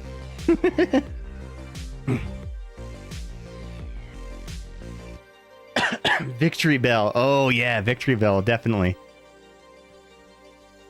I was not a child when Pokemon got popular. I was in like middle school when Pokemon was really hitting its peak. Mr. Mime, he's gross. He is pretty gross. The whole ethos of Mewtwo with yes, and like the mystery of him and everything was really cool. But I remember in the games when you first get to Lavender Town and you go through like the building with all the ghosts, it's actually kind of creepy, and the music is kind of unsettling too. It's very like dissonant. You and your Nate are the cutest. The whole Death Tower, yes. You're welcome, Ghost. And we doing good. It's been busy. I'm glad you're doing well, Mela. Pokemon Red was the first game I ever bought for myself. Oh, did you use your saved up money to go buy it? Blood or Mane. Oh yeah. So we're talking about emo music. So in high school, I was really into. At middle school, I got really into new metal, and then I transitioned into like harder metal. So Slipknot, Mudvayne, Disturbed, like a lot of like the heavy metal of that day. So when the emo music started coming out, like I had just gotten to see Slipknot in concert for the first time, and I'm like, the opening bands were Trivium, which fucking awesome band, and then oh fuck, what's the band? The guy sings really high pitched, kind of like from Rush, and he's got like really crazy afro of curly hair, and he plays a double guitar. Oh, what is that? Coheed and Cambria. And Coheed and Cambria got booed off the stage. They were opening up right before Slipknot, so it was Trivium, then Coheed and Cambria, and then Slipknot. So, you know, Trivium was awesome. Everybody liked them. They're heavy, right? And then Coheed comes out, and they're playing their like weird like artsy rock, and the crowd just did not know what to make of it. Everyone was like, "What the fuck is this?" And like, granted, they played well. Their sound was good, and they were a good band, but like it just did not fit the vibe. And I'll never forget this. Right where the barricade was in the front row, there was a guy wearing a Slipknot mask of Chris Fane. Chris Fane is the mask with like the long Pinocchio nose. And he stood there against the rail at the very front, on right in front of the pit, with his fingers up like this, right in the face of the band of Coheed and Cambria. Their entire fucking set. The entire set, he sat there flipping them the double bird, and Coheed's just, you know, they're playing through it and like whatever. And then I was like, oh man, that's rough. As soon as they finished their last song, one of their guitar techs, Coheed's guitar techs, came running from behind the stage, jumped off of this front of the stage into the pit, and punched the dude in the face who was flipping them off, and then just walked away. Like, and I was like, okay, Coheed's all right.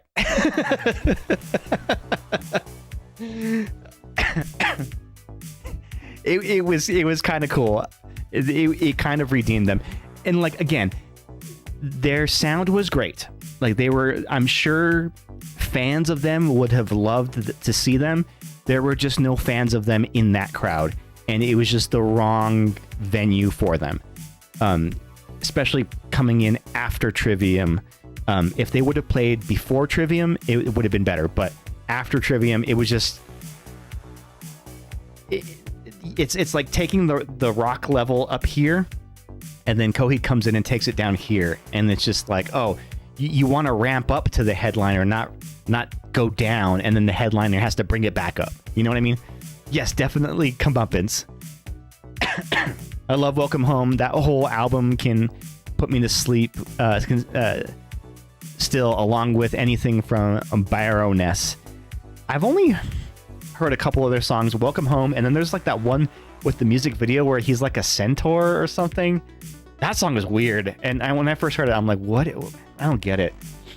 And I know that they're like a really popular band and like a very influential band, but it wasn't my taste of music, and at that time definitely was not what I wanted to be listening to.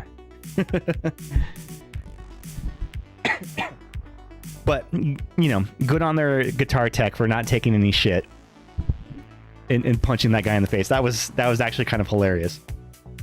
But at the end of that concert, you know, the Slipknot finishes their set, and right after they do their encore, and they start throwing their instruments into the crowd. Well, some of them. So, like, you know, the percussionists start throwing their sticks in the crowd. Joey Jordison stands up and throws his guitar sticks. His drumsticks into the crowd. And then Jim Root, their lead guitarist, throws his guitar pick, and I ended up with it. So it was a white guitar pick. On the one side, it had the Slipknot emblem. On the other side, it had the number 4, and that was his number in the band. He was number 4. And I ended up with it with his guitar pick. I like the music for Feathers. I'm not sure I know that the music video for Feathers. I don't know a lot of their songs. Also love Mars Volta a lot. Prog rock is so good to my brain. I don't know. I think progressive rock sometimes can get a little too like pretentious, and sometimes that's not what I want to listen to. Like, I understand it, and I even think Tool is one of those kind of bands, and I guess Tool's more of like a progressive metal, but like it's people who are into Tool are so about like the musicianship and like, oh yeah, this song is in 7/8 time and not 4/8, and you know, just all these like hidden messages and stuff, and I feel like sometimes it becomes about making a complicated song rather than making a good song. The other drivers' names are hilarious. Victor E. Lane, Sam Uriai, Leave Me Alone. Oh, that's funny. They're all like puns. Tie My Shoe. That is kind of funny. I feel like for new controversial band for metalheads is Sleep Token, mostly because they have some genuinely decent metal, but a lot of it is more pop inspired. Yes, absolutely. I've listened to a couple of Sleep Token songs, and I'm like, okay, this is cool. I can fuck with this. And then other ones that it's a little more like hip hoppy, and not in the good kind of way. There's this theory that rock music is kind of dead, and that we don't have any big metal groups coming out now anymore. In fact, a lot of the big shows are being done by legacy bands or legacy festivals. What are the new metal groups? They're not the same. Yeah, Sleep Token and to a much lesser extent these days Ghost. Ghost, I do think, is one of the newer bands that's pulled a crowd. Gojira comes to mind. There's a band called Highly Suspect that I got really, really, really into. I don't know if you guys have listened to any of their music, but they're a fucking great band. In fact, their first album helped me get through a divorce. Not divorce, a breakup.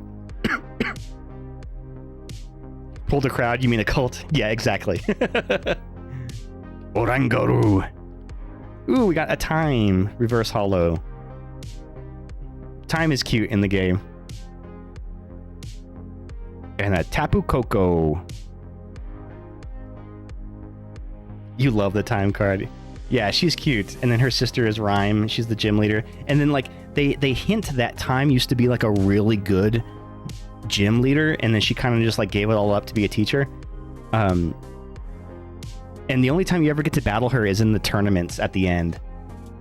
And at that point, I'm just like stomping over everybody. In fact, that was kind of my trick to earn currency in the game. Is you can equip. There's an item that if you give your Pokemon to hold, you get double reward gold for beating a trainer. And I just participate in the school tournament over and over and over, and you can net like $30,000 or coins or whatever every time. Well, New Londo lore with the divorce drop. I know, right? It's one of those like game cards. I used Francis, the mute from Mars Volta, to sleep to even still. Oh, I never heard of that.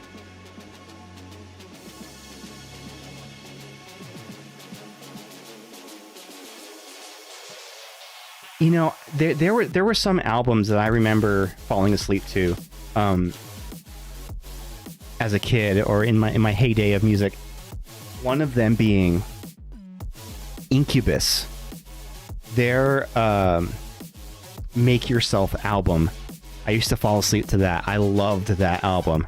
So fucking good.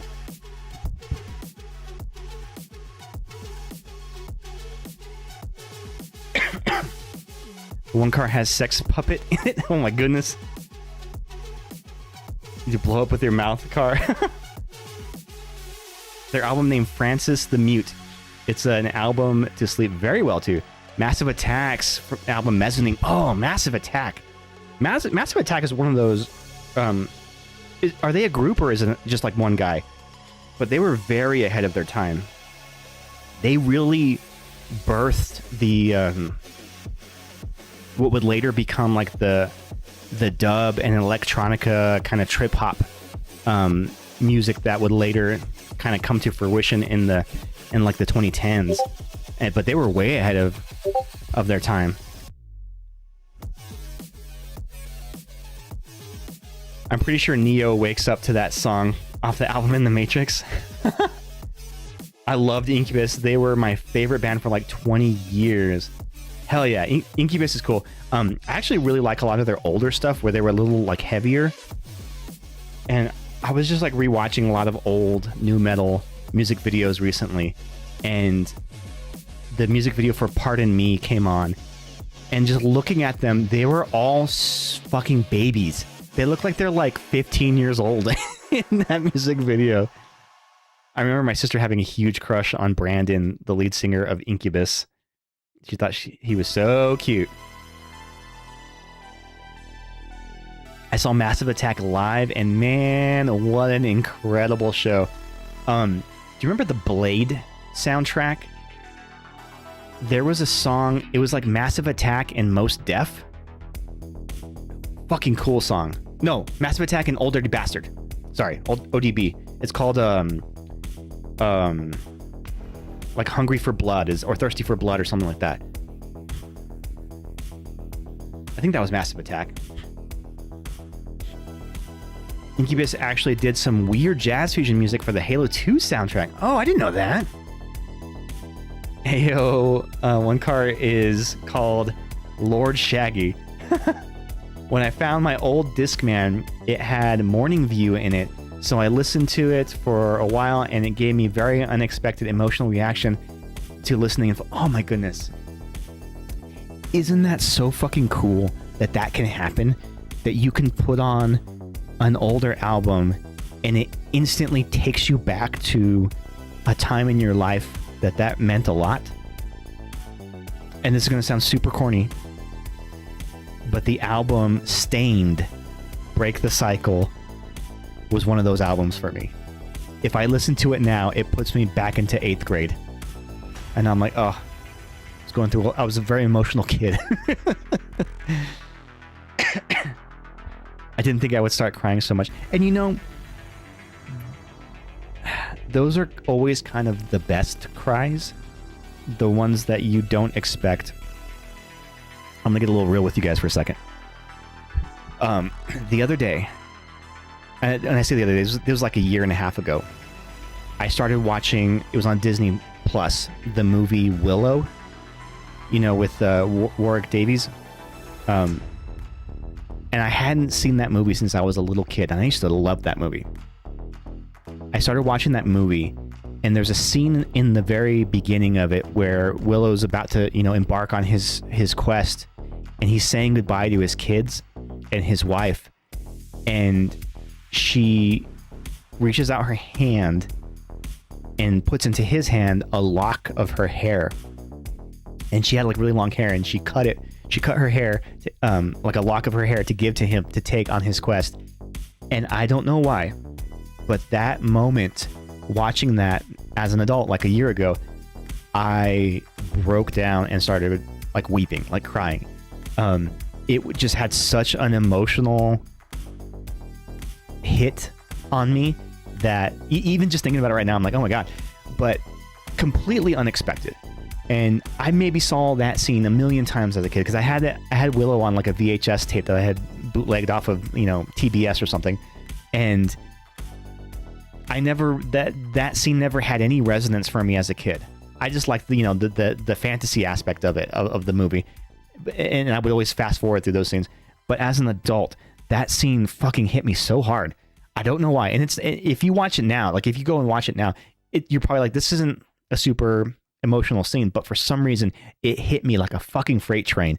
And like Molly comes in and she sees that I had been crying and she's like, "Are you okay?" And I was like, yeah, something about this just like triggered something in me and I started crying. Anyway, Willow, good movie. I just remember putting that very Discman on with that album from Incubus when they were bad at home and I was going through abuse, to escape into a peaceful, beautiful place, to just sound and feeling. Music is so powerful like that. It's so true, dude. And music, I think, often has the ability to help us rationalize things and to compartmentalize things or sometimes just vent things in a way that we can't put into words ourselves. And that's what makes music like that so powerful, is that it may sound corny to another person who's just listening to it and like, oh, this is just, you know, sad sack kind of music. But at that time when you were listening to it, it meant something to you because it was resonating with you because you related to it, and you can't take that away. Like nobody can take that away from you. And yeah, I think that's the power of good music. That's the power of really good music. That's how I feel about Boromir's death and Fellowship. Oh, son of a bitch. We're just gonna start talking about a bunch of sad shit, aren't we?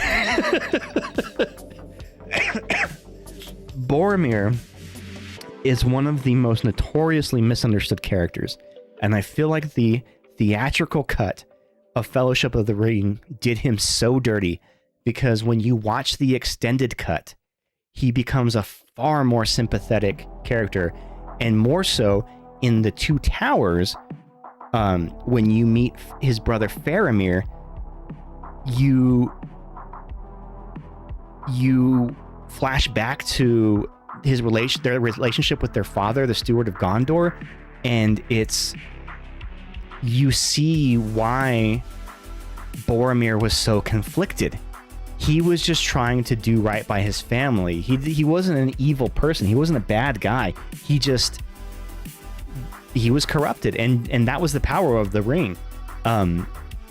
But in the extended cut, you get to see some of those extra scenes and stuff, and so it makes you feel more sympathy for Boromir, and it makes his downfall more tragic and less just like, oh, he was just a bad guy from the get-go. They make him come across as greedy, like he's just power hungry, and that's why he wants the ring. But no, it's not that.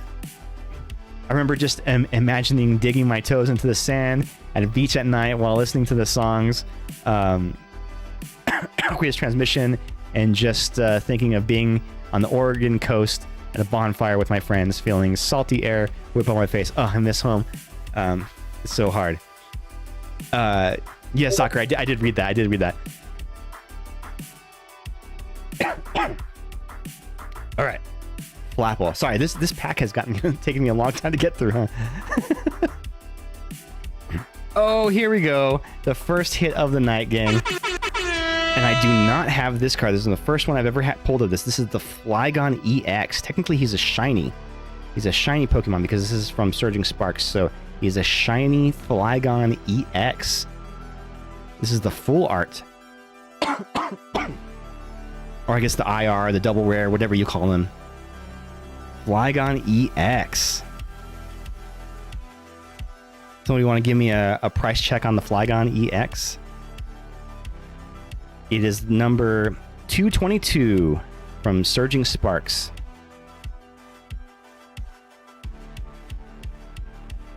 Okay, look in the Discord for a picture of the funny driver names. Okay. We're getting off topic here. A lot of vagina. That's funny. Oh my god, so many of them. Some dumb guy. Stupid.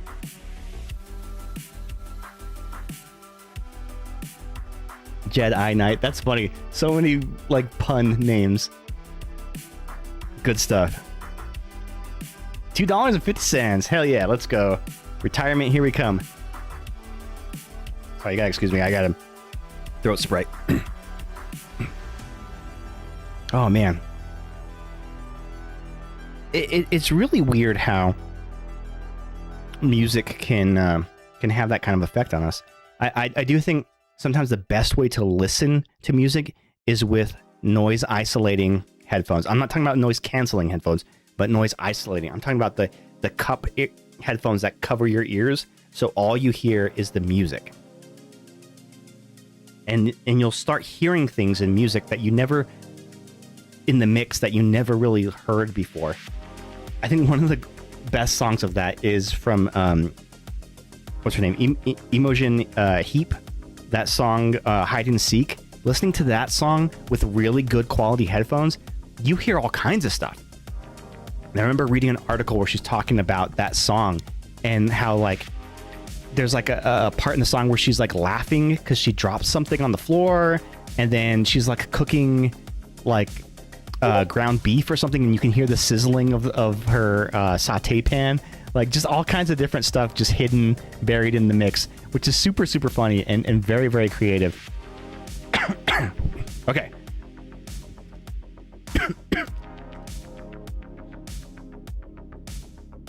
Catch me at a race. I'm Bjorn Toulouse. Okay. Bjorn Toulouse.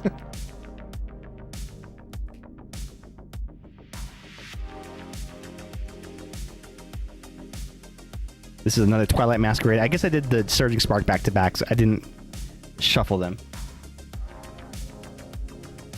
That's the kind of headphones I use always because I have severe hearing loss and not have those and I can't hear. Oh, yeah. I mean, that definitely makes sense. I did have a very powerful moment just this week with music. A favorite of mine passed away last year, and another band I like dedicated their latest album. They wrote a song that I listened to a few times before realizing it was written in dedication to. Aw, that's so sad. I cry every time I hear it now. That is so sad. That band, Alien Ant Farm, that I was just talking about earlier, they, a lot of his lyrics, especially on their first album, Anthology, they allude to, and I don't know if this is a true story, but at least this is what I've gathered from it. I never researched it, but I think he had a partner who had died in a car crash, and there's a lot of like metaphors that are layered in their lyrics about like car crashes and things like that, and thinking about that and listening to the album just gives it so much depth. Really, really great album. If you ever get a chance, give that band, Alien Ant Farm, a shot. Listen to their album, Anthology. Super fucking good album.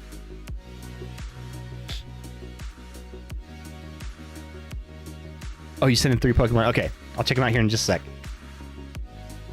Shinx. But also listen to Starcadian. Listen to TWR Twerp. Twerp, that's the name of the song. Starcadian. I feel like I've heard of them before. Have you sent me one of their songs before? I feel like I've heard of them. Leafeon. Leafeon is probably my least favorite of the evolution designs. Revavroom. I did like in Pokemon Scarlet Violet, whenever you battle the Team Star leaders, they're always on top of like a massive Revavroom that's like mounted on a semi truck. It's kind of cool. You love Leafeon? I don't know. Something about the design I feel isn't as cool as the other evolutions. I'm sure I did send you a Starcadian before. Okay. I think Umbreon's one of the coolest. And Jolteon. I love Jolteon.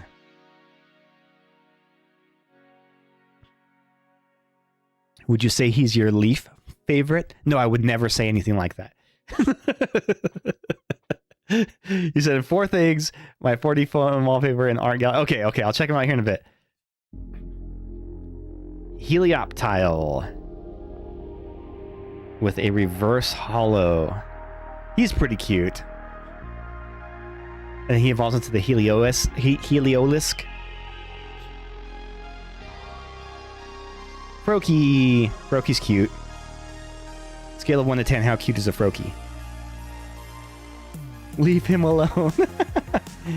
But just because I'm a little fanboy, I sent my favorite Starcadian song and dedication song, Twerp, in the disco. Okay, I will definitely listen to that. Jolteon was my favorite, but mostly because he was a crazy high speed stat, which makes him a good sweeper. Oh, yeah, good idea. So you're always just getting your first attack in. 8. He's an 8. Froakie's an 8? Okay. It's a creepy pick. It's because this artist, they do this thing where they make these little, like, clay models of the Pokemon and then photograph them in real environments. It's, let me see if I can read that. Yukamori. Yeah, so that's their whole thing. They do the clay models and then photograph them in real environments, which I think is kind of cool. They've been doing these for years. And a Frostlass. Frostlass is super cool because of the ability. Defending during Pokemon Checkup, put 1 damage counter on each Pokemon that has an ability, both yours and your opponent's. So you pair him with another Frostlass and a bunch of Monkey Dories, you're dropping damage all over the board and then using your Monkey Dories to send that damage across to your opponent's Pokemon.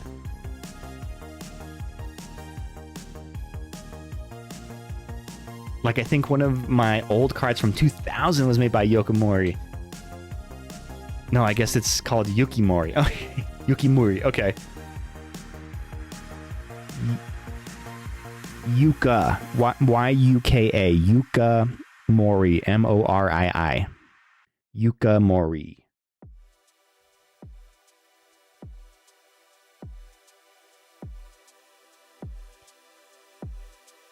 All right, last pack of the boxes. We have a Twilight Masquerade.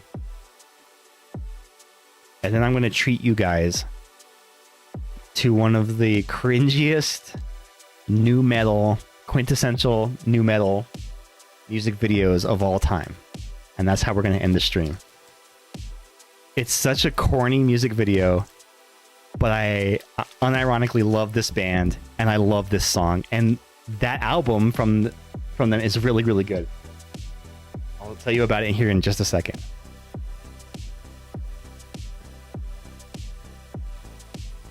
Please, a hit. I know, last pack magic. Let's go. Caterpie in the Neo Discovery set was her first card. Aww.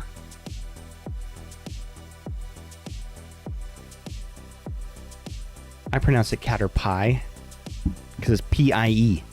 Caterpie. I don't, but I should. Applin. Nosepass. I don't like Nosepass, but I like it more than its evolution, the Probopass. I don't know. It's weird. It's like this weird booger Pokemon. I don't like it. Seaking. Community Center. Once during each player's turn, if they played a supporter card from their hand this turn, you may heal 10 damage from each of their Pokemon. Ooh, that's kind of cool. Maybe I should put that in my Crustle deck. Iron Bundle. Interject. This Iron Bundle is not as useful as the other one with the ability that lets him switch and then go back in the deck. Applin looks like Mr. Krabs. Caterpie in the... Oh, yeah, I read that one. And my stuff real quick in Discord. Yes. What's the nose pass lore? I'm not familiar with that. Oh, there's the Probo pass. Yeah, he's weird. Mr. Kraplin. Ooh, a reverse hollow Diplin from Festival Leads. So the Festival Lead decks are kind of crazy because they have this attack, Do the Wave. This attack does 20 damage for each of your benched Pokemon, but read the Festival Leads. If Festival Grounds Stadium is in play, this Pokemon may use an attack it has twice. If the first attack knocks out your opponent's Pokemon, you may attack again after your opponent chooses a new active Pokemon. So you could potentially get a double knockout. Revavroom, reverse hollow, and the last card of the night is... Oh, we do have a hit. We do have a hit. We manifested it, gang, with our love of music. This is Twilight Masquerade, so what's a good... It's an EX, so it's not going to be like a full art card, but... We have... Greninja EX. Shinobi Blade. You may search your deck for a card and put it into your hand, then shuffle your deck for 170 damage and 1 water energy. Mirror Barrage. Discard 2 energy from this Pokemon. This attack does 120 damage to 2 of your opponent's benched Pokemon. Ooh. 2 of your opponent's benched Pokemon for 120 damage? That could potentially be a double knockout. Don't apply weakness or resistance to benched Pokemon. Interesting. But you do have to discard 2 energy. But if you used... So if you put 1 water energy on him, and then use, say, like a ignition energy to add the colorless, that would be the discarding for it. You could potentially do that. Pair that with that, and that could be useful.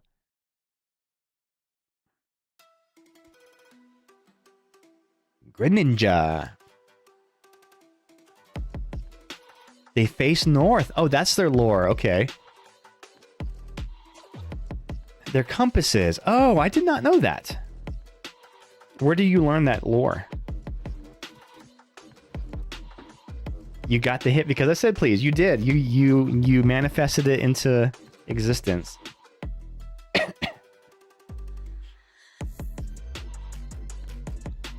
Bulbapedia? Oh, okay. But you don't get it in the game? Like, you don't know what game it's from?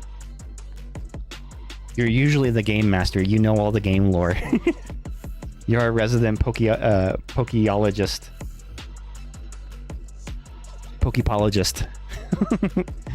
Okay, let's check out the Discord real quick. Mega Shallows. Oh, so that's the Steelix. Cool. That actually looks pretty cool.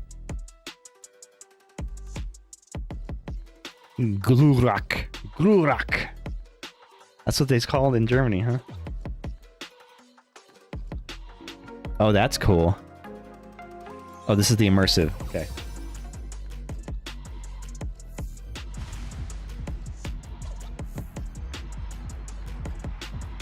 Cool. Oh, we got the Charmander. The Charmeleon. The Charizard. The Mega Charizard Y. I actually like the design of the Mega Charizard Y better than the Mega Charizard X. The Y looks more like the rest of the Charizard line, evolutionary line, than the Charizard X does.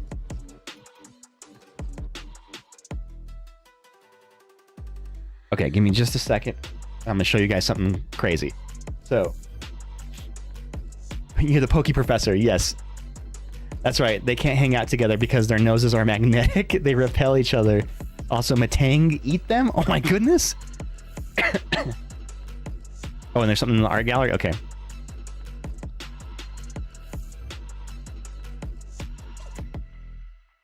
Oh, not wrong one.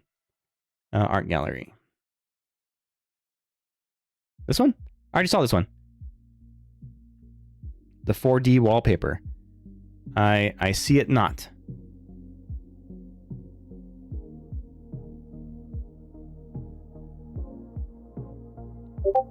Oh, here's your Rattata. Oh, that's cute.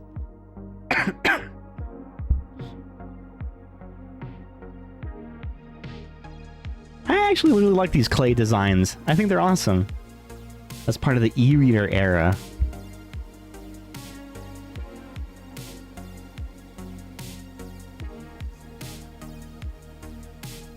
Oh, that's cool. Do you have this on your phone right now? That's awesome. Kind of looks like Ant-Man. Okay, so as a kid, when I was really into nu metal music, so nu metal was that shortly lived fad of metal music that kind of came after grunge. So it was like post grunge, and it incorporated a lot of influence and elements of hip hop. And that's where you got a lot of bands like, I guess Faith No More was kind of like the first kind of group to pioneer that. But then you got like Red Hot Chili Peppers, and then it got heavier in the late 90s. So then it's when you got your Korn, Limp Bizkit, those kind of bands, right?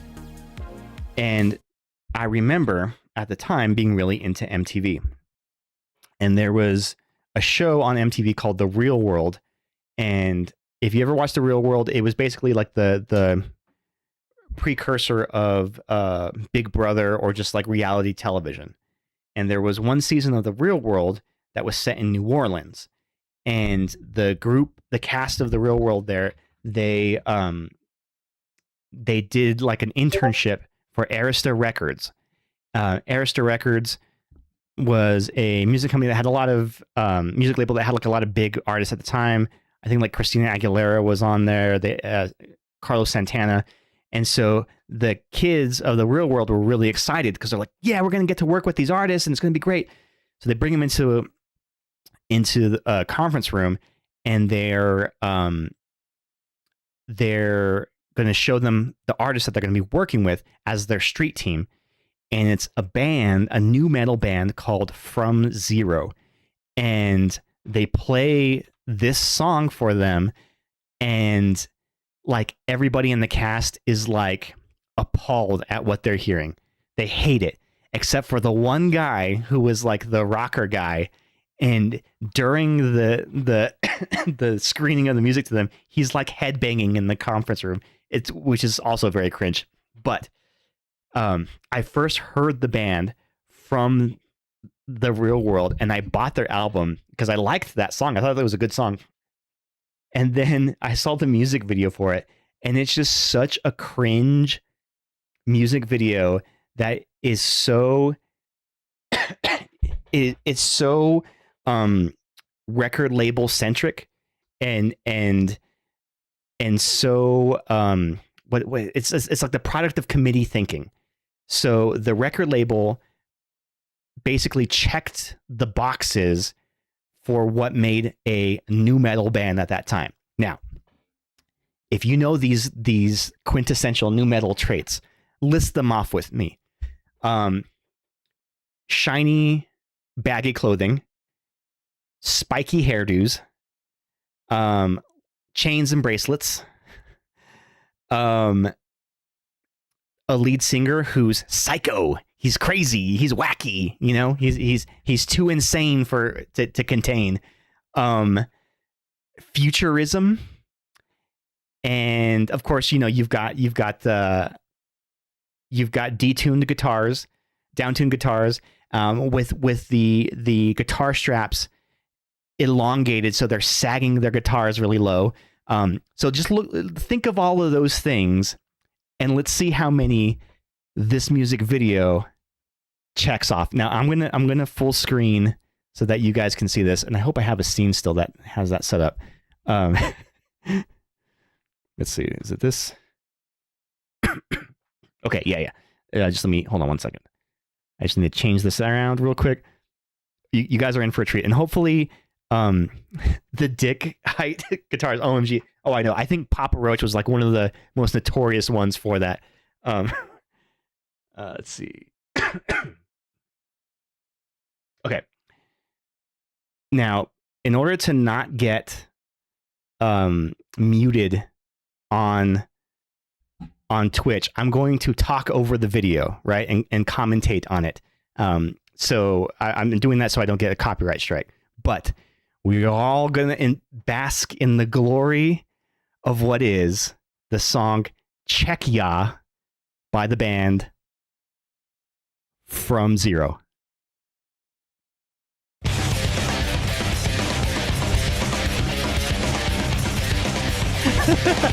Oh man, already we're starting off.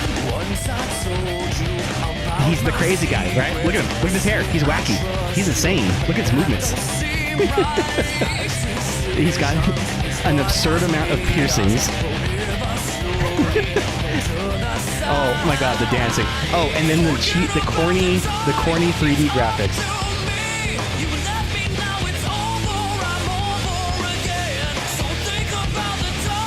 Oh, this is insane. What's that hairline? Right, he's balding, but he also has a giant spike.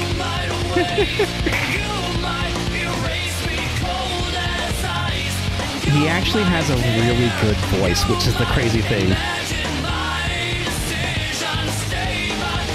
He actually layered these harmonies himself. In a lot of their songs, he does 3-part harmony during the choruses, and he sings them all himself. He's actually a very, very talented singer. Yes, he's trying to be the prodigy. Oh my god.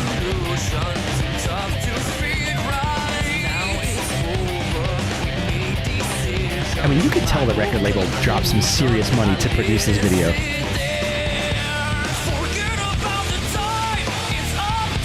These hairs look like the spikes I get when I fall into a trap and die in a game. They're like bungee sticks.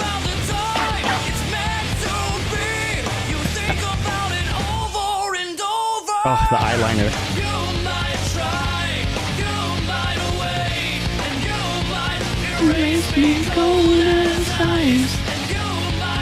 It's a good song. You gotta admit, though. The chorus is pretty good.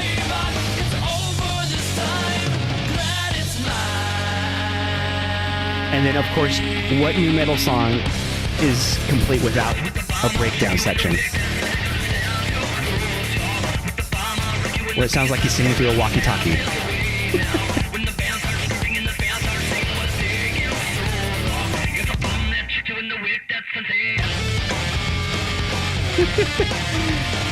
Oh my god, this is like the corniest thing ever. This is the equivalent of like the Disney Channel original artists of the late 90s, you know, like the A-Teens and stuff, their corny videos, but for the new metal crowd.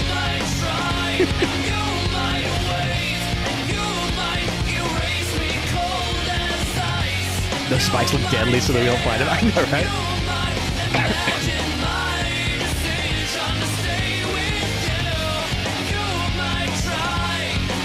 Yeah, they actually had they had 2 albums. Both of them are really, really good, and nobody's ever heard of that. I've never met anybody who's ever heard of this band, but I really, really like this band.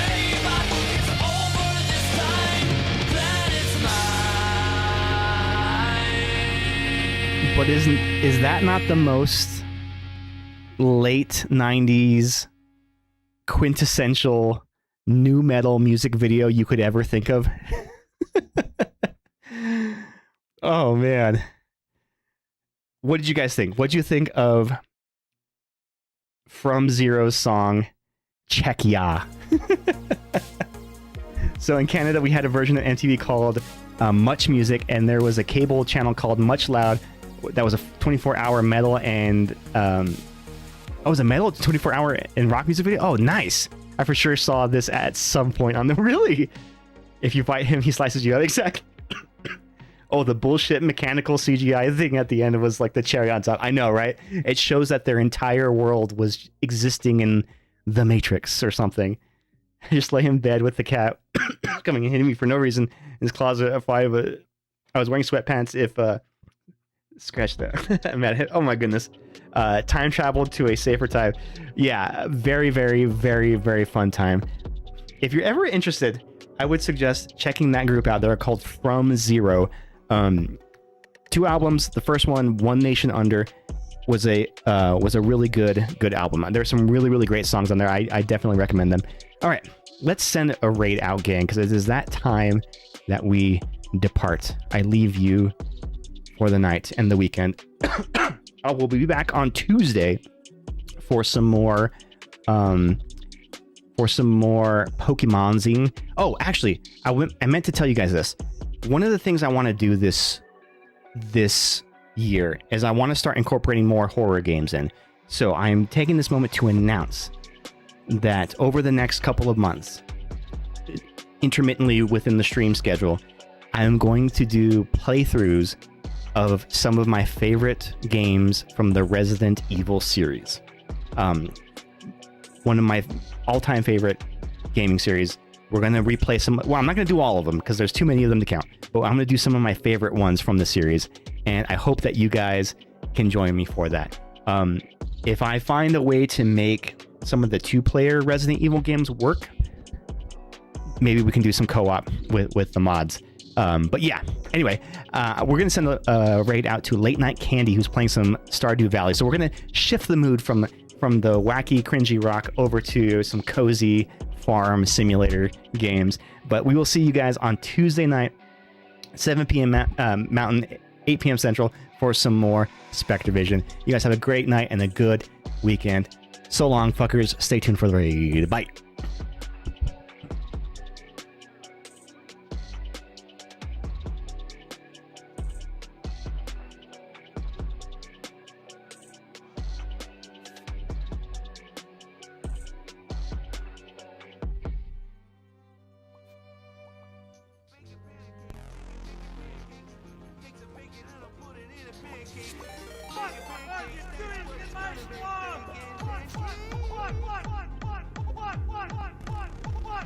What are you doing in my swamp? Hello, Spectre. Hi, aptly named Ghost. Welcome on in. Oh my god. Hello, hello, hello. Hello, princess. Hi. Welcome on in, everybody. How are you? How is stream? Pokemon trading card game? Oh my god, I